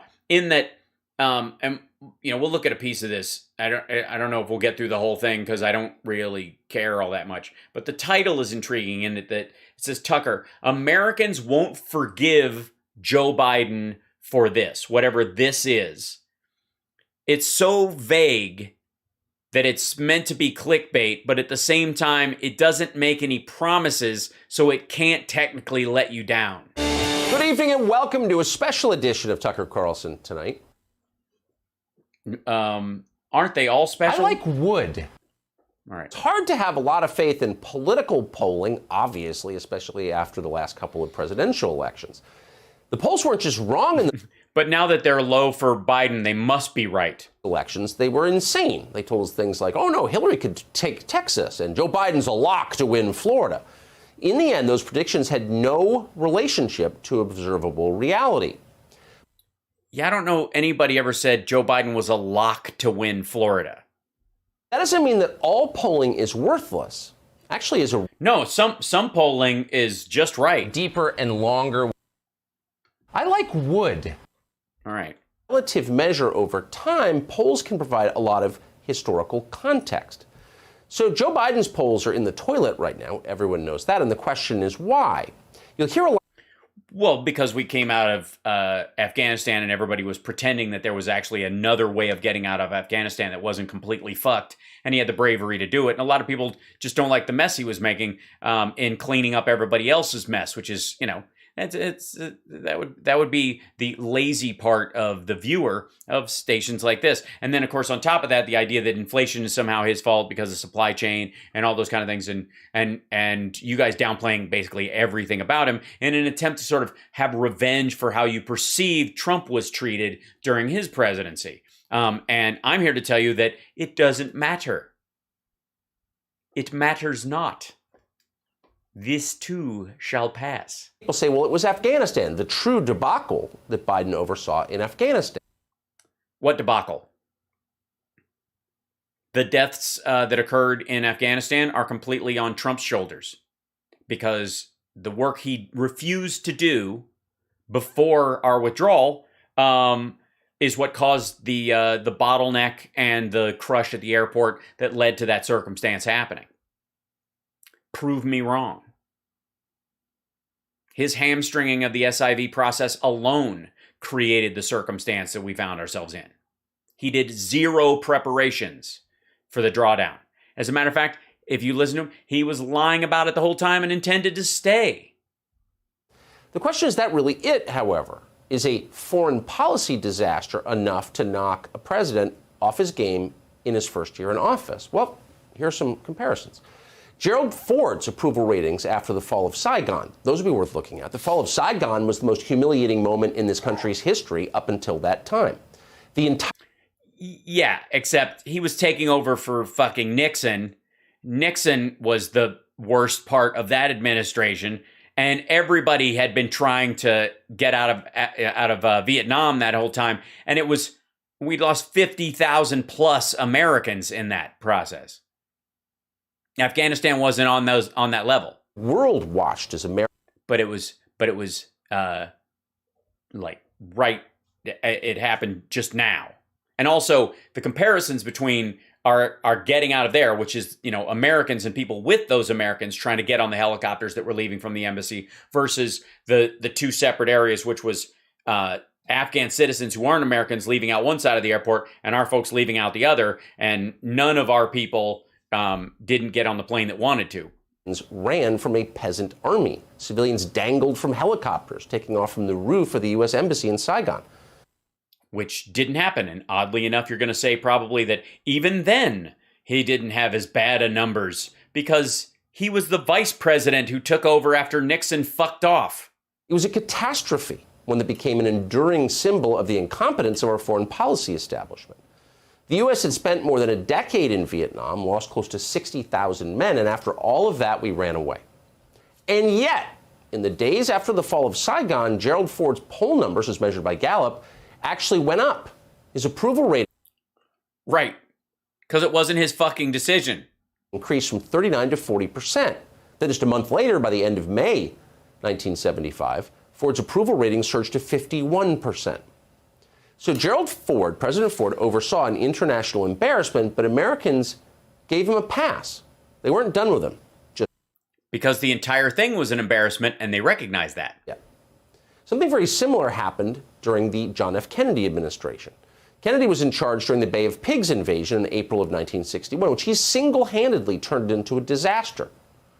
That disaster made Fidel Castro a national hero in Cuba and drove Cuba even closer to the Soviet Union. All of this happened just before the Cuban Missile Crisis.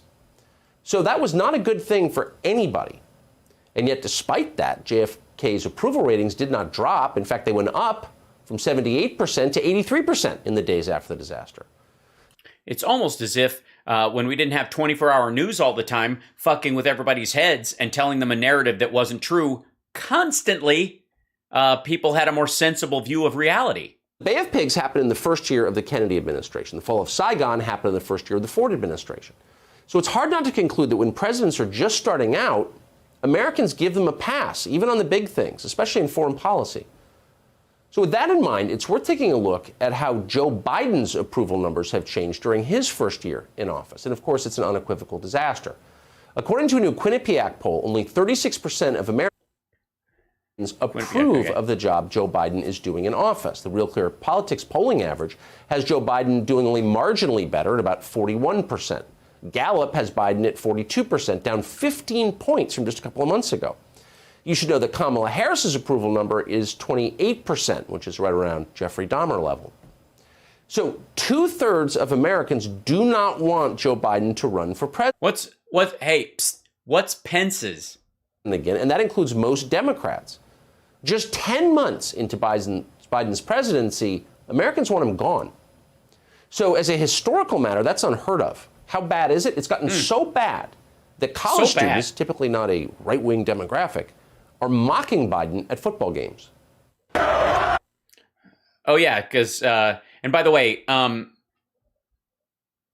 the fuck Joe Biden thing that, is largely a result of sort of right-wing areas of the country yelling this stuff. Let's see if I could find it was a lovely, because it didn't just, it'd be one thing if, I'd hate for Biden not to take this personally, but let's see, where are we? I'll have to look on my Twitter feed for where I posted something. Starts with getting your kid to yell, fuck Joe Biden at a game because of that. And then all of a sudden you find him yelling, fuck the Mormons.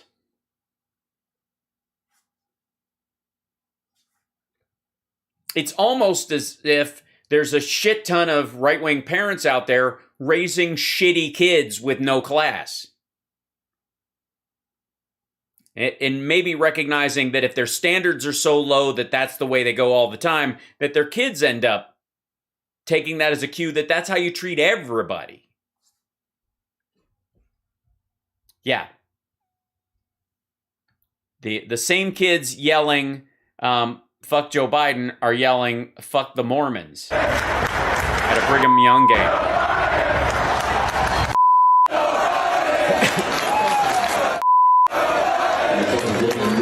Yeah, So Biden is deeply unpopular. The question is why? How did we get here? That matters, and that's going to... Yes, quality of life is... Look at the title of this. Quality of life is collapsing under Biden. Quality of life. Remember last year, your quality of life under Donald Trump? Focus over the next hour on this show. What we're witnessing under the Biden administration is something Americans will absolutely not forgive: the decline in our standard of living. That's what it is. Yeah, our standard of living, that's what it is. Americans are I mean, granted, wages are going up and people are able to quit their low wage jobs for salaried positions for the first time in forever. And even with inflation, people are Black Friday and Cyber Monday set incredible records even over the year before the pandemic. But yeah, quality of life. Hasn't simply embarrassed the United States internationally, though he's certainly done that. Americans can overlook that, as they did under Ford and JFK, and hope for something better next time. Biden has made living in this country much more difficult for millions of people. He's made it a lot. Has he? Yeah, I mean, compared to 2020, it was pretty much a skate. You're right.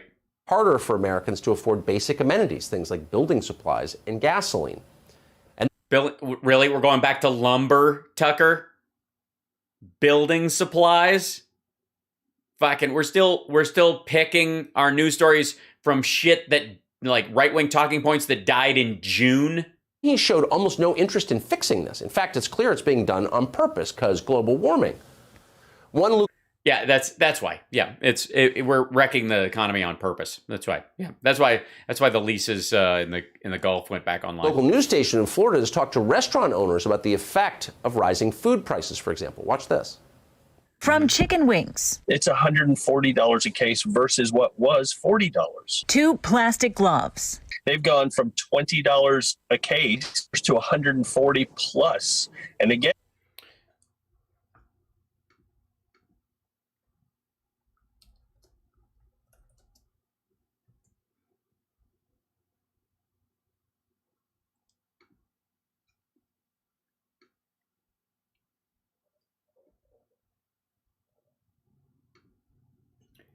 get fucked.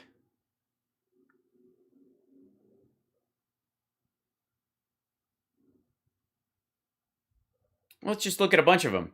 Here's 1,000 pairs. Bulk apothecary. Is it America's fault you're a fucking terrible shopper? $100. There you go. For large, 1,000 of them. Case of 10 boxes, 1,000 gloves, $99.50. I guess that's what he's talking about. And by the way, he said 100. Sorry, what was it? They've gone to what? Sorry, they went to what, dude? Look at this. Okay, that's a box vinyl, powder-free vinyl, multi-purpose. How many? It doesn't say how many are in there. $140 for what? $40 a case versus what was $40. Okay, sorry. Case of chicken wings. We will check the price of a case of hot dog and bologna.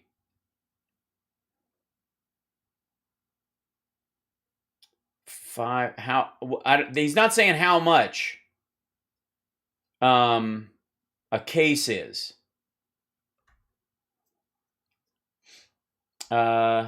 Tyson extra large uncooked marinated chicken wings.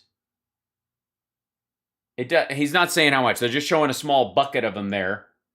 But a 10-pound bag of ready-to-cook frozen chicken wings is $38 on Instacart. That's retail. That's not a wholesale number. Usually the cases are 20 pounds a case. Okay, so there you go. Double that. $80. Used to be $40 for 10, and now it's $80 for 2 plastic gloves. They've gone from $20 a case to $140 plus. And again, sometimes have they now? Have they? And here's the case, $140 plus. Well, these are mediums. Maybe mediums are more expensive. Let's see. Nope, same price. How about smalls? Nope, same price. Case of 10 boxes. And notice how, by the way, these fuckheads show you. Do they show you a case? No, they show you a box. Does anybody, honest to fucking God. how is a producer of something like this? And remember, this is Fox News. This is the one that's not supposed to be fake, right? $20. And look at this box. $20, dude. It used to be $20 for that box of shit, and now you got to pay $140 a case to $140 plus for that box. Well, 10 of them with 1,000 gloves in them to get all together, and not quite 140 plus 100. Plus. And again, sometimes it's hard to get those. Nearly everything costs more. Sometimes it's hard to get those. Let's see. You can, if he uses the promo code 15 off 250 on this site, you can get 15% off. And then I think they do, let's see, same day shipping, something like that. Let's see. This is Bulk Apothecary. This will be a different site. But let's see. Here's a case of 1,000. Here's $75. That's cheaper than the other ones. Here's the nitrite vinyl ones. This is on Amazon, of course. I don't know how much you can trust Jeff Bezos. But here's a box. Let's see. How many? 50 count in here. So you're obviously going to need a lot more than that. Style 50. Here's 1,000 pieces. $118 on Amazon. $118 on Amazon. Only 17 in stock. Order soon. Free delivery Monday. Sometimes it's hard to get those things, man. It's hard to get them. It's just hard to get them. Other things like ketchup and pepper, don't even try to get ketchup and pepper. Horn on FRLA's executive committee also owns Anna Maria oyster bars.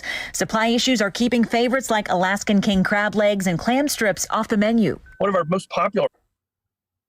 And I'm sorry, has the Biden administration limited fishing in any of these fucking places? Items. Can't get them from anyone. According to the wholesale food prices, producer price index, all foods. 2021. Look at that. And look at the little drop there. This guy went below last year, but okay, let's. Yeah, they were cheap last year. Now they're this much more over the top this year, and they're below last. All right, I see. And it's almost like they were heading in that direction. And if it wasn't for COVID, they would have resetting the number. It'd be up here. Let's see. Bureau of Labor Statistics, wholesale food prices, producer price index, all foods. Percentage change versus same month in previous year. Fucking hell. Do we have to do the year-over-year bullshit every goddamn time?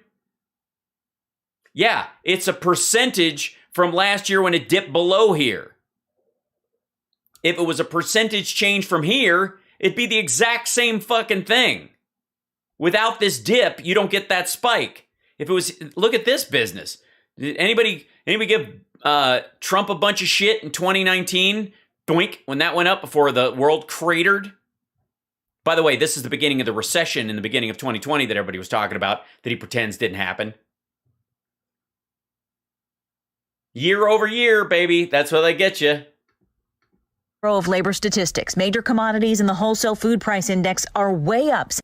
Yeah, tell me the actual note for note cost, dollar for dollar. What was the price in 2018, 2019, 2020, and this year? Last year, beef rose 57.7%, fat and oils nearly 50%, eggs almost 40%, and dear God, eggs are up 40%. Let's see.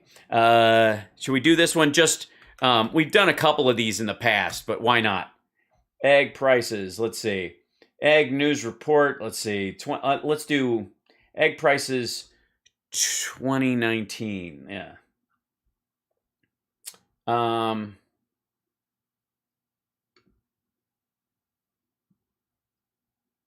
see.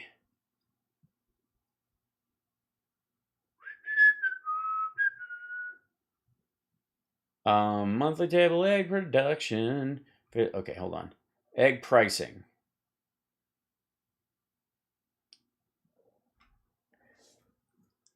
National conventional and retail prices.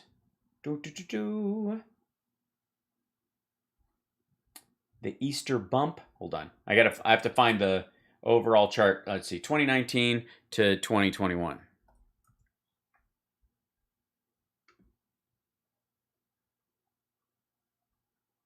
Yeah, you can see it. It's just horrifying. Okay. Weekly loose shell egg white national index. Now this is let's see. Organic, cage-free, caged, lay rate, table layer flock by production system versus average lay rate. Hello. Let's all right, hold on. Egg market, let's see. Egg farm price received, Y chart producer price index, consumer price for me. Let's see. Up 10.5% for year end September 2021. Okay, where's this? All food items, all food away from home, meats, poultry, fish, and eggs would be this gray line. Let's see. These are the percentages. So these are up from, this is, whoops. Dude, quit it. I only want to see one of them, you jerk. All right, hold on. That's Bureau of Labor Statistics. Let's see.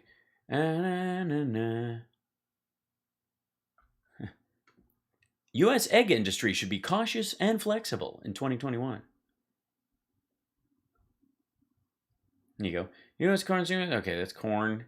That's for feeding these things. Production estimates 2020. Millions and dozens.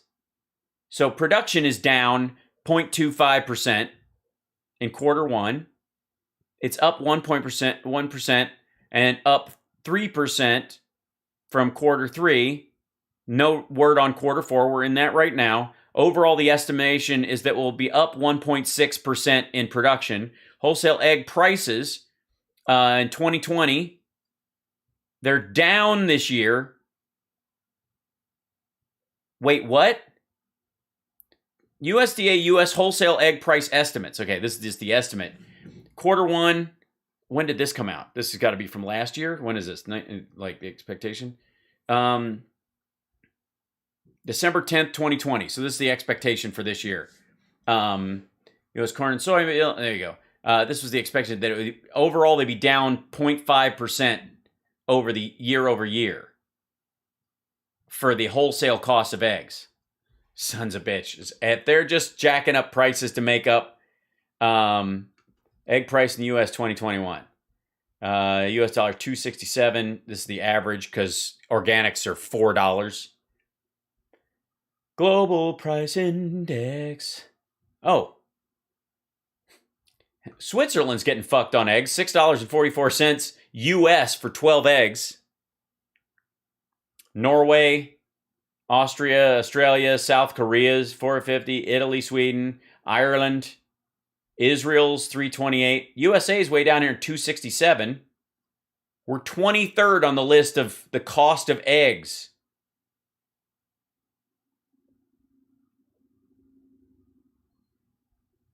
Huh. Let's see. Eggs, grade A cost. There we go. August. Okay. Cost per dozen. Fred. Economic data from Fred. Price in U.S. dollars. Hey, look at that. $3 in 2015. What the shit? When is this? September 2021, we're $1.83. September 2020, we were $1.35. So that's a huge jump. I mean, it's obviously lower than April of 2020, and it's lower than April of 2018. Do you think the Easter bump is a real thing, kids? When was this? September 2015, $2.96. Shit.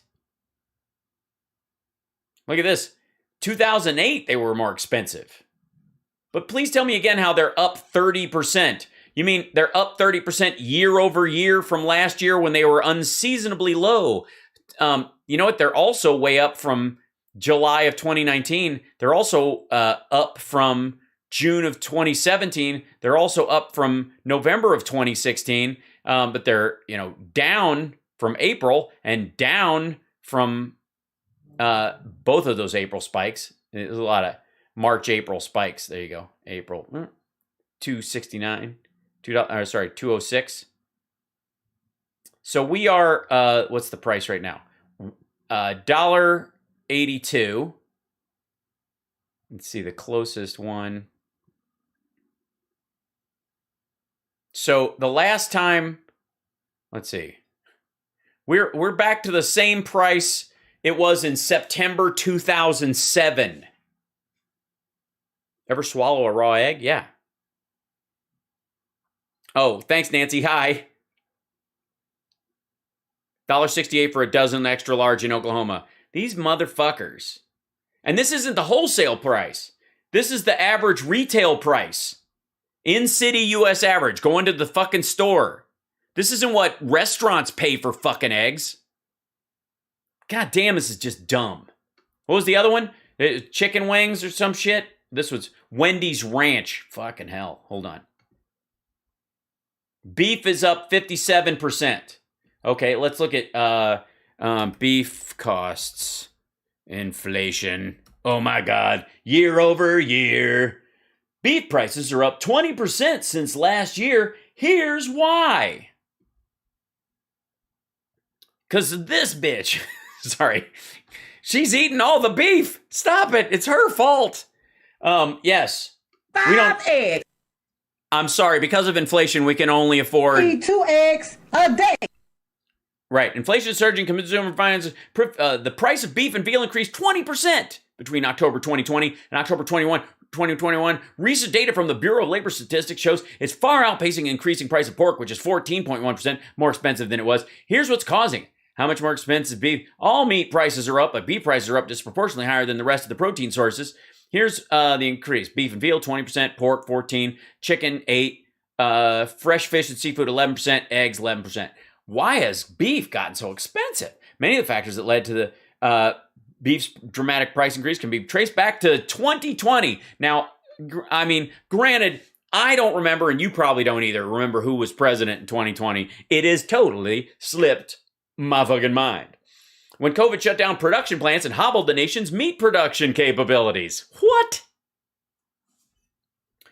The slowdown left farmers with nowhere to send their beef, which resulted in them having to cull cattle and other livestock. That, coupled with uncertainty about the future, hi Amy, by the way, caused farmers to scale back their production at the time, which Sundaram says can affect production more than a year and a half down the road.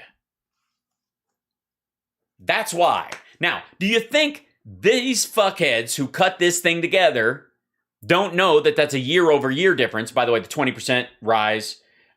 This is, let's see, that's going to be a gross story. Hold on. Open link, a new tab. Wasted milk, euthanized livestock. Photos show how coronavirus has devastated U.S. agriculture. May 2nd, 2020.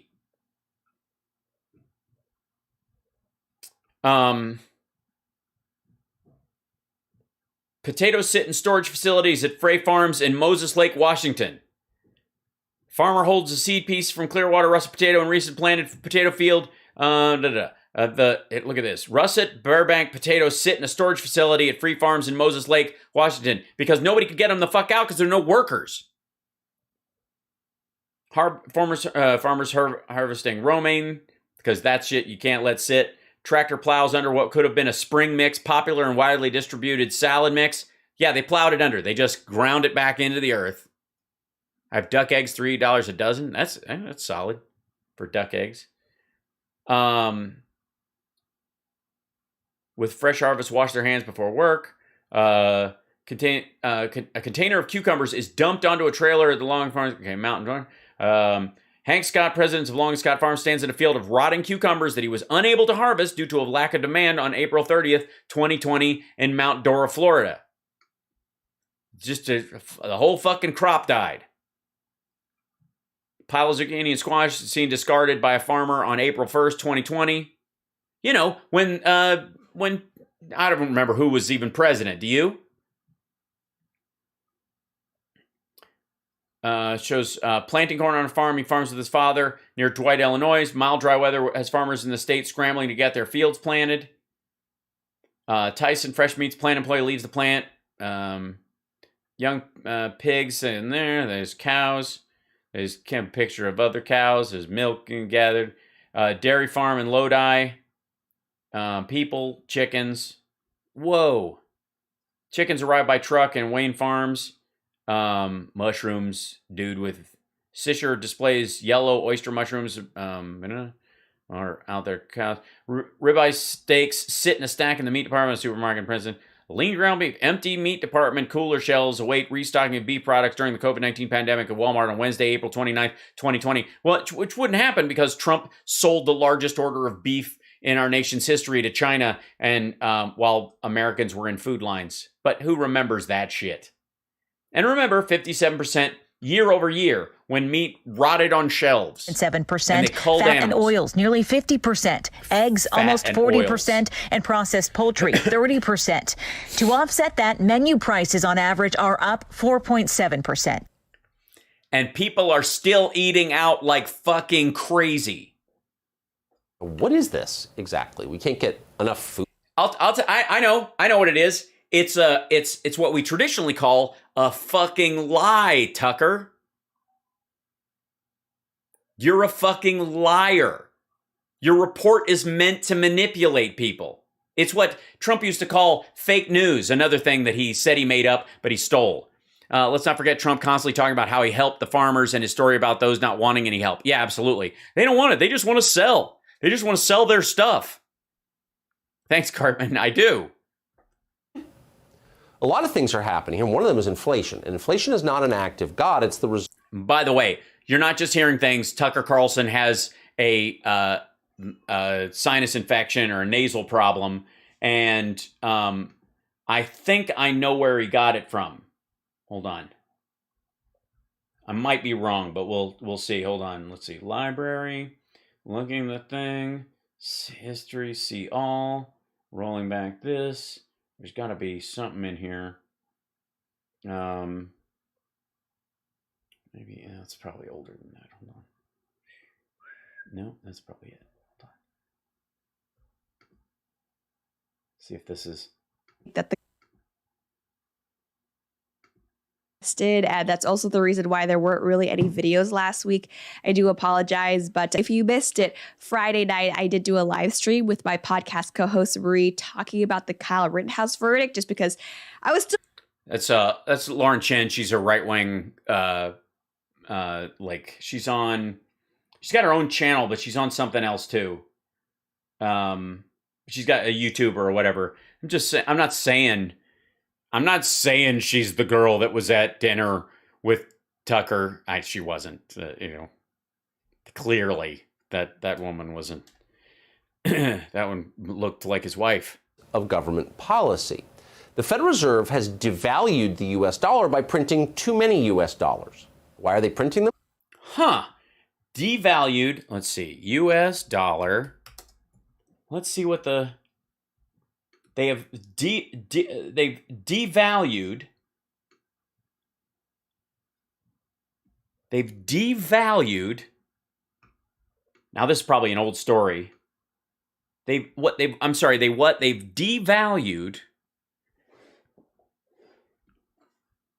the US they devalued. Dollar firmed on Monday. That sounds fun.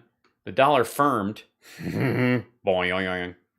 On Monday, while the safe haven yen and Swiss franc weakened, reversing some of Friday's moves, governments around the world sought to further information. Okay. It's probably somebody else. Speculators net long U.S. dollar bets hit highest since mid-October. Net long bets on the U.S. dollar rose to the highest level since mid-October, according to calculations by Reuters and U.S. commodity futures released Monday. The value of the net dollar position was $22.11 billion for the week ended November, up from net longs of $18.30 billion in the previous week. U.S. dollar net long position rose for the first time in 7 weeks. That's what. So the dollar. So he's weakening. So Biden's positive. He's weak. The dollar is weakening. He's weakening it. I see. Okay. All right. Well, just no one in economics thinks that, but say it anyways. Who gives a shit? To pay for more government spending that under the Biden administration is now literally out of control. There was Well, no, it's actually in control. See, when you do infrastructure, you set up a structure where it's actually controlled spending. You know where the projects are, you know if they're completed. Instead of like farm subsidies that will dole out, where you end up having two twin Brazilian billionaires who don't even live in the fucking country getting subsidies meant for American farmers when they've never set foot in the goddamn country except to go like, I'll buy it. That kind of stuff, that's uncontrolled. Infrastructure is really fucking controlled. $10.1 trillion amount of spending obligations in fiscal year 2020. $10.1 trillion. 2009.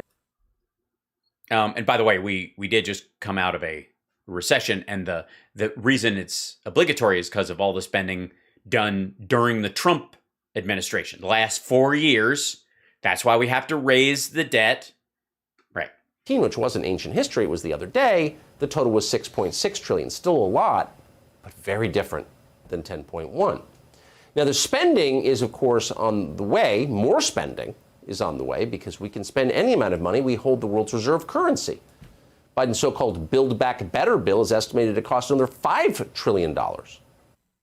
No, it's actually on paper currently 1.7 to 1.5, depending on what they agree on. The original one was 3.5, but you guys made up the $5 trillion number. So the people who are printing this money, the U.S. Congress, the Fed specifically, know that they are making the problem worse, but they don't care. In fact, they're mocking you for noticing that your standard of living has declined. The St. Louis Fed is to release this statement. It's hard to miss the contempt here. This is real. Quote, a Thanksgiving dinner serving of poultry costs $1.42. A soybean-based dinner serving with the same amount of calories. Leaders, why are you complaining? Costs 66 cents and provides almost twice as much protein. End quote. Of course, being okay. Hold on. I'm sure there's nothing more to this. It's it's just me. Just trying to let's see. St. Louis Fed. Now I don't know who the There's a guy who's like one of the senators from Missouri. It's skinny dude, not very manly. It looks like it looks like one of those head mannequins only on a hanger. You know what I'm talking about? I don't remember his name. Hee-haw, something like that. Garsh Holly, I think was his name. St. Louis Fed protein. I should be able to turn it up on that.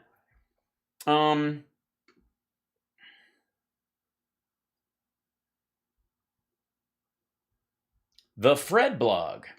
This is the time of the year to give thanks, and the Fred blog is thankful for the rich variety of data series and data sources available in Fred. In past years, we've tapped data from the International Monetary Fund, the U.S.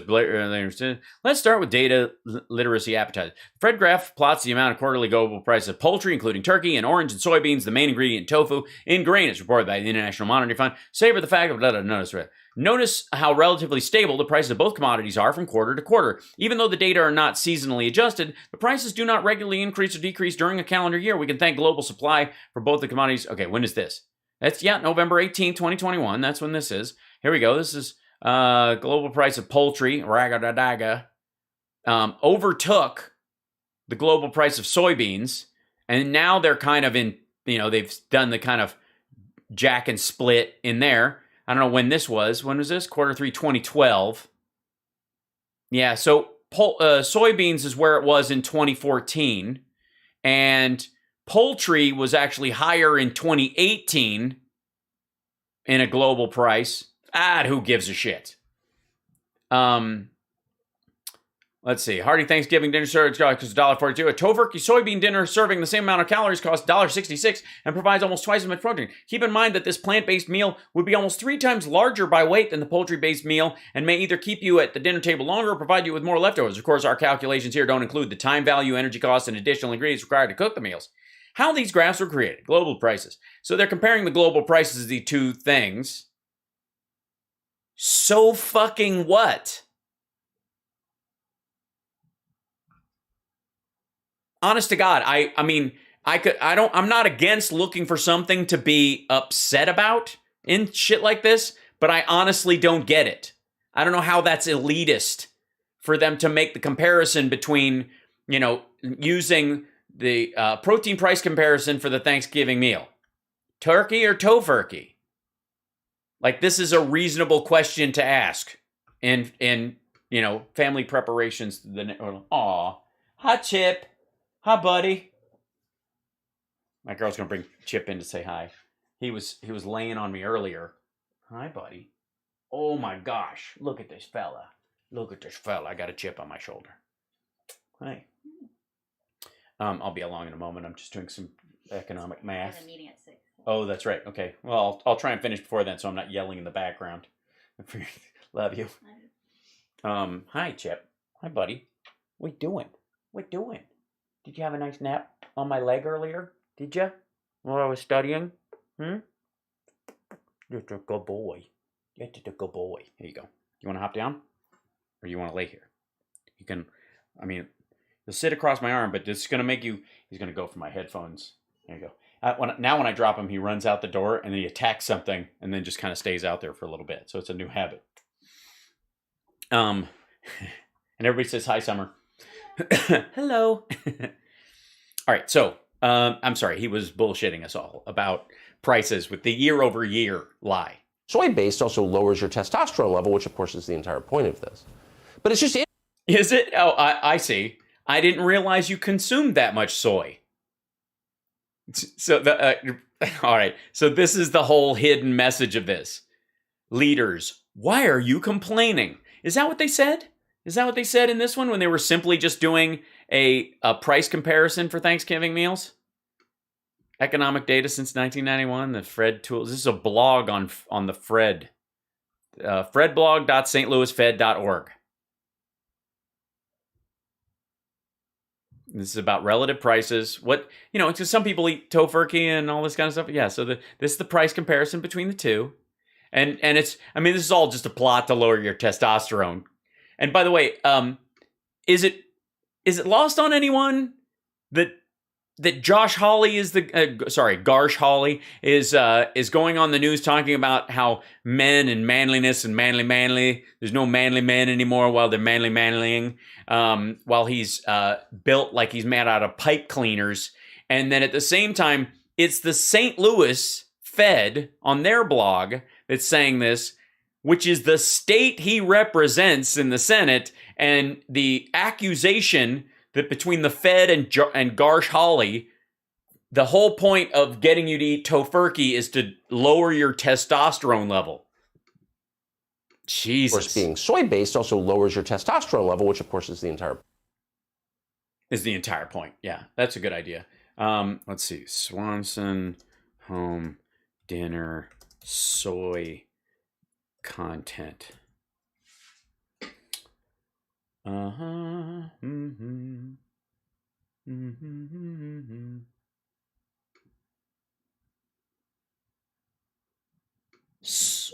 Swanson, if you want to take your soy in pill form, they got it for you. Soy isoflavones, there you go. And look, and it's cheap too, cheaper than rubber gloves. That's what's great. Have some ads, Jesus Christ. Yeah. Moon River. No, I don't think they're suppository. I think you take them the old-fashioned way. Swanson food. Let's see. Swanson chicken a la king is made with white meat. I'm sure he would be very proud. Oh, look, here's Swanson soy powder. What? It's out of stock. They're out of it. It's unbelievable. How can they be out? Terrible. My God. Customer reviews aren't very good. Let's see. Campbell's Who invented the TV dinner? The Swanson brothers. How to make easy pepper steak with Campbell's soup. Let's see. Let's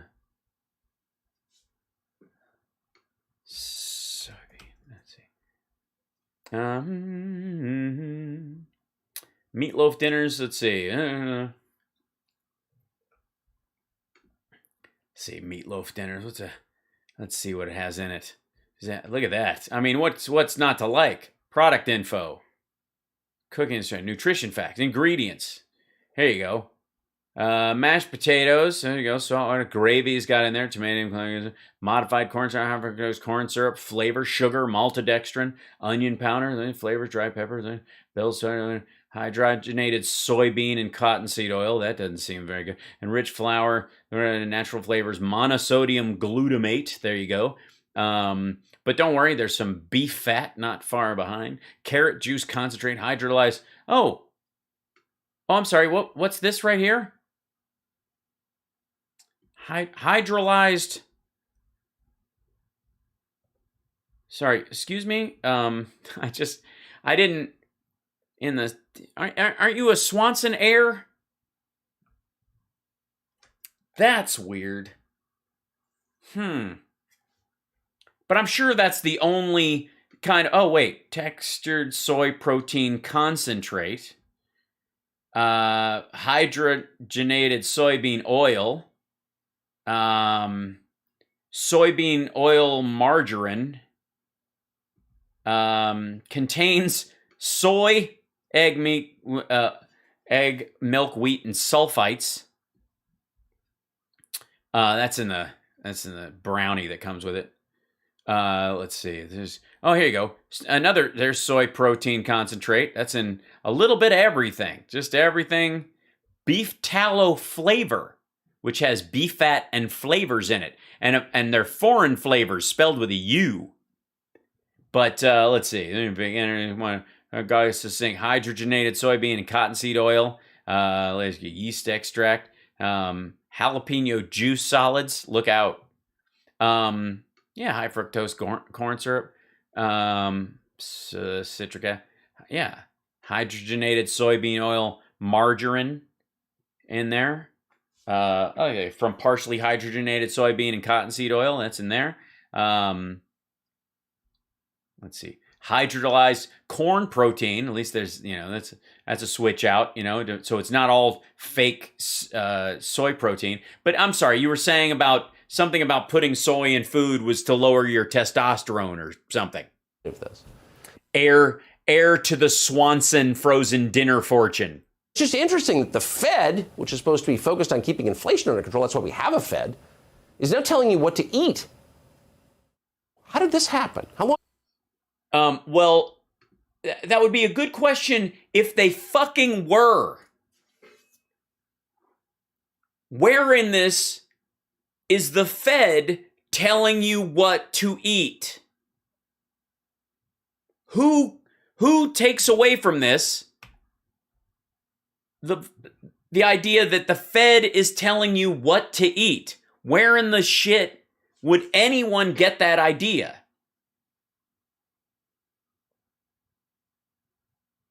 To assemble tasty graphs showing the price of traditional Thanksgiving, and today we compare a poultry-based meal with a plant-based meal. Because people are eating like that. The Fed is not telling anyone to eat any fucking thing. These are exercises in global trade and getting you kind of bringing it down to earth so you can so they have shit to blog about. Where is this? You should eat it. It's fucking cheaper is the point they're making for the same amount of protein. The question is it equally good for you or whatever? No, there's not even a suggestion of that. The US FBI told me to eat bacon, yes. Telling you to eat bugs to stop climate change. Not far from that at all. In the Biden... Sorry, who? Fed is now telling you what to eat. How did this happen? How long till they're telling you to eat bugs to stop climate change? Not far from that at all.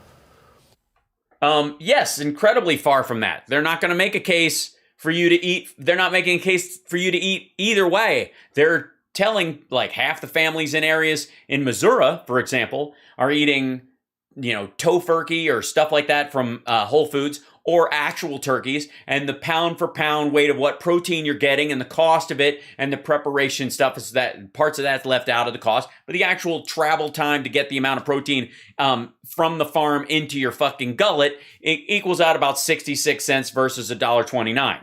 That's all they're telling you.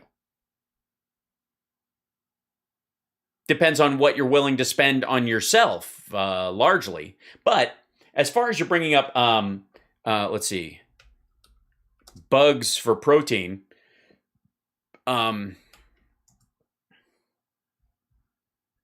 hold on. I got it. That's that. There you go. Bulk cricket. Barbecued pork, as advertised, Memphis barbecue roasted cricket snack.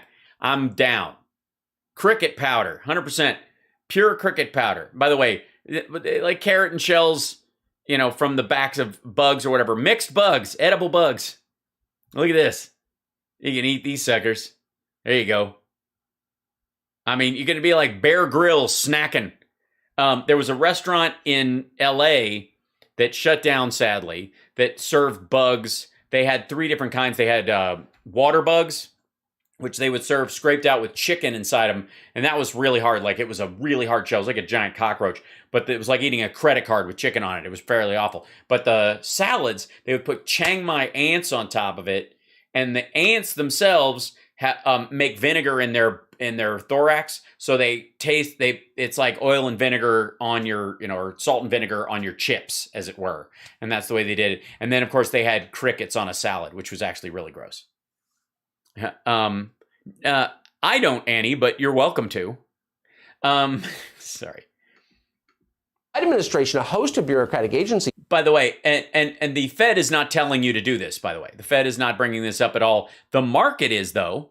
Studies show that cricket protein powder contains about 65.5% protein, and adult crickets provide 13 to 20.3 grams of protein powder per 100 gram serving.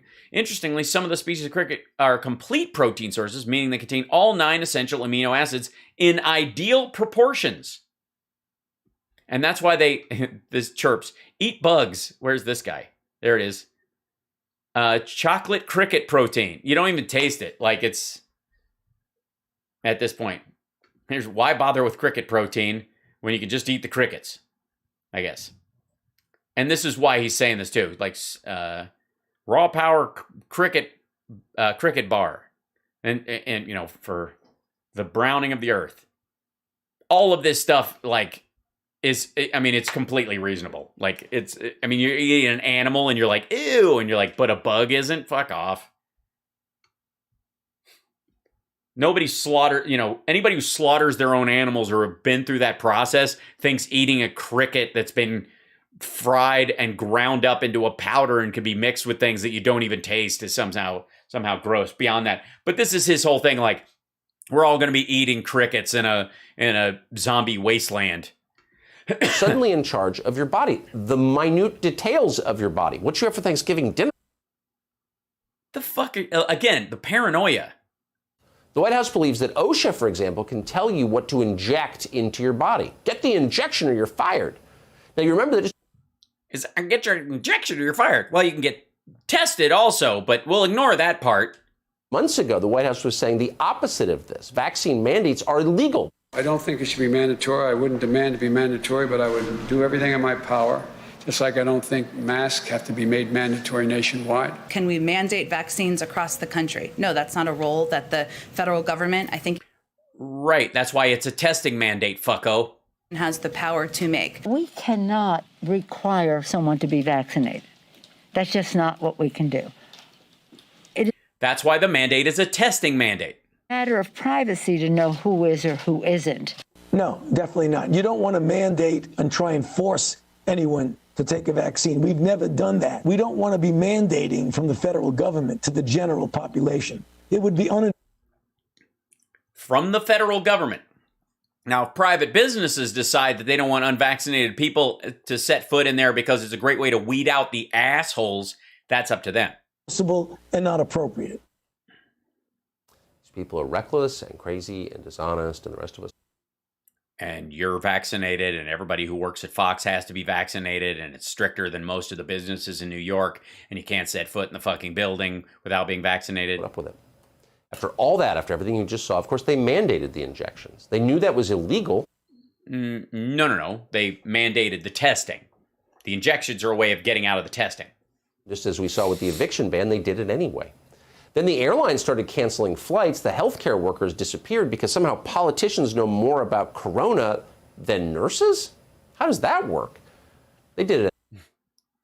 Well, because they're talking about large groups of people and they deal with death statistics that a nurse working locally might not deal with on a day-to-day as she's doing her job in the hospital or doctor's office she works in, that she's not looking at like the incoming statistics from the whole fucking country and people coming in and out of the country. They might be an aerial view that they might be aware of in a way that acutely people in Memphis, Tennessee, who work at one hospital might not be aware of. They ran out of truck drivers to pick up goods from airports. First responders were fired. You couldn't get an ambulance. And Joe Biden stands up at a town hall and says they had it coming. I'm sorry. You can't get an ambulance in the United States? Where can't you get an ambulance, Tucker? Well, let's see. Lack of ambulances.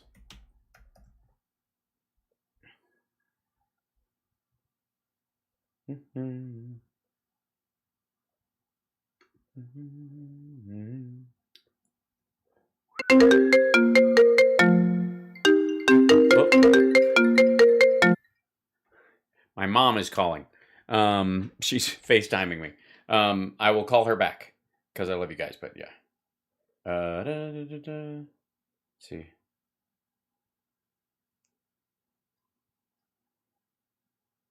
Oh, yes. Okay. Sharon Gless is on right now.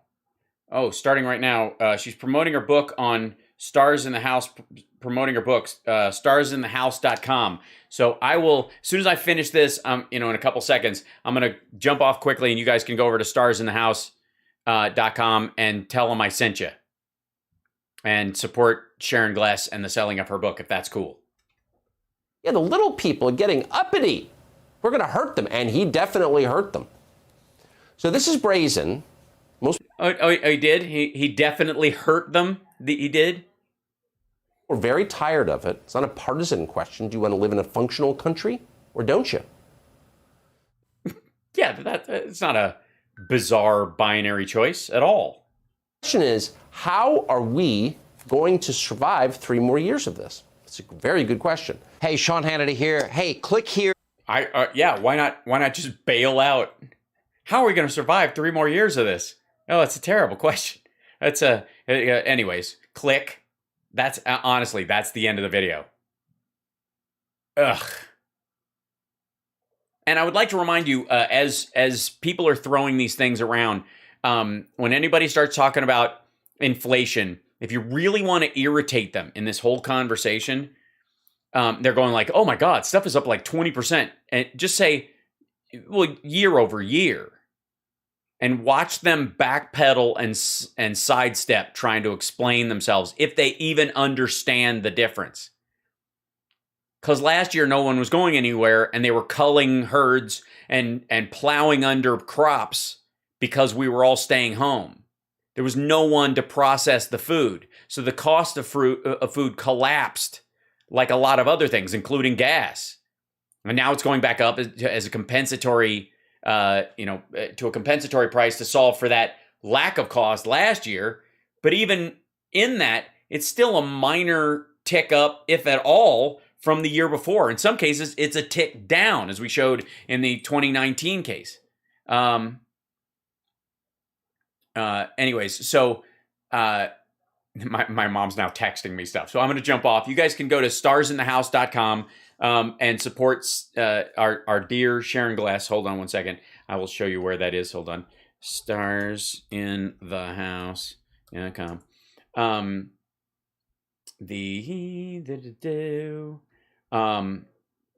Let's see if I wish I could jump them over there, but I will. This is what the site looks like. Hop over starsinthehouse.com. That's this guy right there. So they're live streaming. She's promoting her book, and I just got a text about it. So please hop over there and give some love from me and all the sparklers to Sharon Glass, my mother from Queer as Folk. Yes, it's on YouTube, so that's where it'll send you. If you click on there, it'll send you to their YouTube page, and just tell them I sent you and love you and all that stuff, and just we'd send them hugs, and we love Sharon, so we will do everything to. Yeah, I'm not ignoring my mom. I'm jumping off right now to talk to my real mom while you guys talk to my TV mom. Does that seem fair? That seems fair. Jerome's in the house. What? Jérôme, bonjour, ça va bien? Which Jerome? All right. All right. Much love. I will see you guys tomorrow at the regular time. And I'm going to be on Stuttering John's show tomorrow as well. So take care of yourself and take care of somebody else. Thank you guys so much. And again, remember, anybody brings up inflation, ask them to explain year over year to you. And watch them squirm. Yes, starsinthehouse.com. Thanks so much. Okay. Oh, and Can't Stop Lying just put a link in, so you guys can hop over to that. Much love. Thank you guys. Talk to you later. Bye.